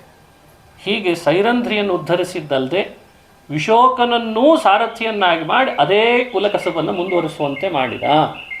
ಇದು ನಮಗೆ ಕೊಡುವ ಸ್ಫೂರ್ತಿದಾಯಕವಾದ ಕಥೆ. ಹೇಗಿರಬೇಕು ಮನುಷ್ಯ ಬಾಳಿ ಬದುಕುವಾಗ, ಎಷ್ಟು ಜವಾಬ್ದಾರಿಯಿಂದ ಬದುಕಬೇಕು ಅನ್ನಲಿಕ್ಕೆ ಇದೆಲ್ಲ ತತ್ವಗಳನ್ನು ಭಾಗವತ ಹೇಳ್ತಾರೆ. ಹೀಗೆ ಅಕ್ರೂರನಿಗೆ ಅನುಗ್ರಹಿಸಿದ್ದು, ಕಂಸನಿಗೆ ಸಂಹಾರ ಮಾಡಿದ ಮೇಲೂ ಕಂಸನೊಳಗೊಬ್ಬ ಇದ್ದಂತೆ. ಅದನ್ನು ಭಗವತ್ಪಾದರು ತಾತ್ಪರ್ಯದಲ್ಲಿ ಹೇಳ್ತಾರೆ. ಭೃಗು ಅಂತ ಋಷಿ, ಅವನೊಳಗೆ ಇವನು ಇನ್ನೊಬ್ಬ ಕಾಲನೇಮಿ ಅಂತಿದ್ದ. ಅವನು ದೇವರ ದ್ವೇಷ ಮಾಡವ, ಇವನು ಭಕ್ತ. ಅವನೊಟ್ಟಿಗೆ ನೋಡಿ, ಒಬ್ಬ ದ್ವೇಷಿಯ ಒಟ್ಟಿಗೆ ಒಬ್ಬ ಭಕ್ತನನ್ನು ಒಂದು ದೇಹದಲ್ಲಿ ದೇವರು ಸೇರಿಸಿದ.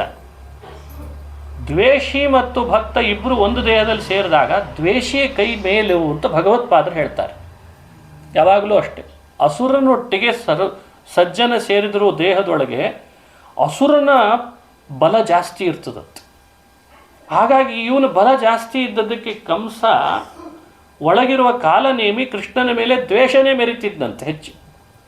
ಭೃಗುವಿಗೆ ಮಾತ್ರ ಇಂಥ ದ್ವೇಷಿಯ ಜೊತೆಗೆ ಸೇರ್ಕೊಂಡ್ಬಿಟ್ಟಲ್ಲ ನಾನು ದೇಹದೊಳಗೆ, ಏನು ಕೃಷ್ಣ ನನ್ನ ಮೇಲೂ ಶಿಕ್ಷೆ ಹಾಕಿಬಿಡ್ತಾನಂತ ಭಯ ಪಡ್ತಿದ್ದಂತೆ. ಹಾಗಾಗಿ ಭಯಾತ್ ಕಂಸಃ ಅಂತ ಭಾಗವತ ಹೇಳ್ತದೆ. ಭೃಗುವಿಗೆ ಭಯ, ಕಾಲನೇಮಿಗೆ ದ್ವೇಷ. ಒಂದೇ ದೇಹದಲ್ಲಿ ಎರಡು ಜೀವ. ಕಂಸನೊಟ್ಟಿಗೆ ಕೃಷ್ಣ ಯುದ್ಧ ಮಾಡ್ತಾನೆ. ಯುದ್ಧ ಮಾಡಿದರೆ ಹೇಗೆ ಮಾಡಿದ ಕೃಷ್ಣ?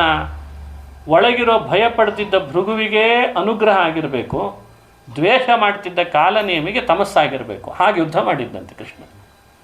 ಇದನ್ನೂ ಕರುಣೆ ಅಂತಾರೆ ಭಗವತ್ಪಾದರು. ಒಂದೇ ದೇಹದಲ್ಲಿ ಎರಡು ಜೀವ ಇದ್ದರೂ ಆ ಜೀವಕ್ಕನುಗುಣವಾಗಿ ಭಗವಂತ ಅವರನ್ನು ಅವರ ಗತಿಗೆ ಕಳಿಸ್ತಾನಲ್ಲ, ಇದು ಕರುಣೆ ಅಲ್ಲದೆ ಮತ್ತಿನ್ನೇನು? ಇದನ್ನು ಏನಂತ ಅರ್ಥೈಸ್ಕೊಳ್ಳಿಕ್ಕೆ ಸಾಧ್ಯ ಬೇರೆ ಅಂತ ಕೇಳ್ತಾರೆ ಅವರು. ನೀನು ಒಂದೇ ದೇಹದೊಳಗಿದ್ದಿ, ನಿಮ್ಮಿಬ್ಬರನ್ನು ನರಕಕ್ಕೆ ಕಳಿಸ್ತೀನಿ ಅಂತ ಕಳಿಸ್ಬಿಡ್ಬೋದಾಗಿರ್ತಾರೆ. ಹಾಗೆ ಮಾಡಲಿಲ್ಲ, ಯಾಕಂದರೆ ಅವನ ಸ್ವರೂಪ ಬೇರೆ ಇದೆ.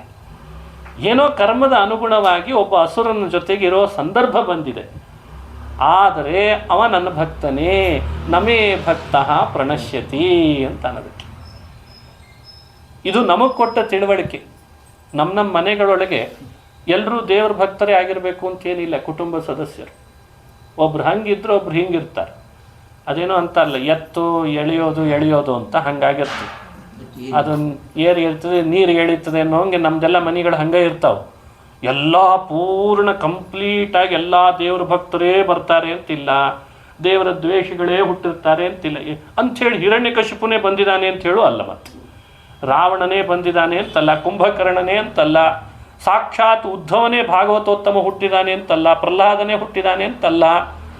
ಇವೆಲ್ಲ ಏರಿಳಿತ ಇರೋದೇ. ಅದಕ್ಕೆ ಭಾಗವತ ಹೇಳಿತು, ಎಲ್ಲರ ಮನೆಯಲ್ಲೂ ಅವರವರ ಸಂತತಿಯೊಳಗೆ ಎರಡೂ ರೀತಿಯಾದ ಹುಟ್ಟು ನಡೆದಿದೆ. ಕಶ್ಯಪರಂಥ ಮಹಾತ್ಮರ ಮನೆಯೊಳಗೆ ಹಿರಣ್ಯಕಶಿಪು ಹಿರಣ್ಯಾಕ್ಷರು ಹುಟ್ಟಲಿಲ್ವೇ? ಹಿರಣ್ಯಕಶಿಪು ಅಂತ ದುಷ್ಟನ ಮನೆಯೊಳಗೆ ಪ್ರಹ್ಲಾದನಂಥ ಮಗ ಹುಟ್ಟಲಿಲ್ವೇ? ಇದೆಲ್ಲ ಭಾಗವತ ನಮ್ಮನ್ನು ಪ್ರಶ್ನೆ ಮಾಡ್ತದೆ, ಪ್ರಶ್ನಿಸಿ ನಮ್ಮನ್ನು ಅದು ತಿದ್ದುಪಡಿ ಮಾಡ್ತದೆ. ನೋಡಿ, ಹೀಗೂ ಇದೆ, ಹೀಗೂ ಇದೆ. ಅಲ್ಲಿ ಮುಳ್ಳಿದೆ, ಇಲ್ಲಿ ಗುಲಾಬಿ ಇದೆ. ಅಲ್ಲಿ ಕೆಳಗೆ ಕೆಸರಿದೆ, ಮೇಲ್ಗಡೆ ಕಮಲ ಅರಳಿದೆ. ಕೆಸರೇ ಇದೆ. ಮತ್ತೆ ನೀನು ಕೆಸರೇ ಬೇಡ ಅಂತ ತೆಗೆದ್ರೆ ನಾಳೆ ಕಮಲ ಎಲ್ಲಿದೆ ಬರಬೇಕಪ್ಪ ದೇವರ ಪೂಜೆಗೆ? ಹಾಗಾಗಿ ಅಲ್ಲಿ ಕೆಸರಿದೆ, ಮೇಲ್ಗಡೆ ಕಮಲ ಅರಳಿದೆ. ಹಾಗಾಗಿ ಎಲ್ಲ ಪೂರ್ಣವಾಗಿ ಯಾವಾಗಲೂ ಸಂತೋಷ ಕೊಡುವಂತೆ ಎಲ್ಲರಿಗೂ ಮಾಡ್ತದೆ ಅಂತಿಲ್ಲ ಪ್ರಕೃತಿ. ಕಮಪಿ ಸಕಲ ಹೃದಯಂ ಕಲ್ಪಯೇ ನೈವ ದೈವಂ. ಸಕಲ ಹೃದಯಂ ಕಮಪಿ ನೈವ ಕಲ್ಪಯೇ ದೈವಂ. ಬಂದಿದೆ ನೀಲಕಮಲ ಅರಳುತ್ತಿದೆ ಅಂದರೆ ಚಂದ್ರ ಬಂದಿದ್ದಾನೆ, ಅರಳುತ್ತಿದೆ ಅಷ್ಟೇ. ಆದರೆ ಕಮಲಕ್ಕೆ ಮಾತ್ರ ದುಃಖ ಆಗಿರ್ತದಲ್ವ, ಸೂರ್ಯ ಹೋದ ಅಂತ. ಸೂರ್ಯ ಬಂದಿದ್ದಾನೆ ಅಂದರೆ ಕಮಲ ಅರಳಿರ್ತದೆ, ನೀಲಕಮಲಕ್ಕೆ ದುಃಖ ಆಗಿರಲ್ವೇ? ಎರಡನ್ನೂ ಸಂತೋಷಪಡಿಸುವ ವ್ಯವಸ್ಥೆ ಇಲ್ಲ ಅಂತಂತಾರೆ. ಒಂದಕ್ಕೆ ದುಃಖ ಆಗಿದೆ ಅಂದರೆ ಒಂದಕ್ಕೆ ಸಂತೋಷ ಆಗಿರ್ತದೆ. ಕಮಪಿ ಸಕಲ ಹೃದಯಂ ಕಲ್ಪಯೇ ನೈವ ದೈವಂ.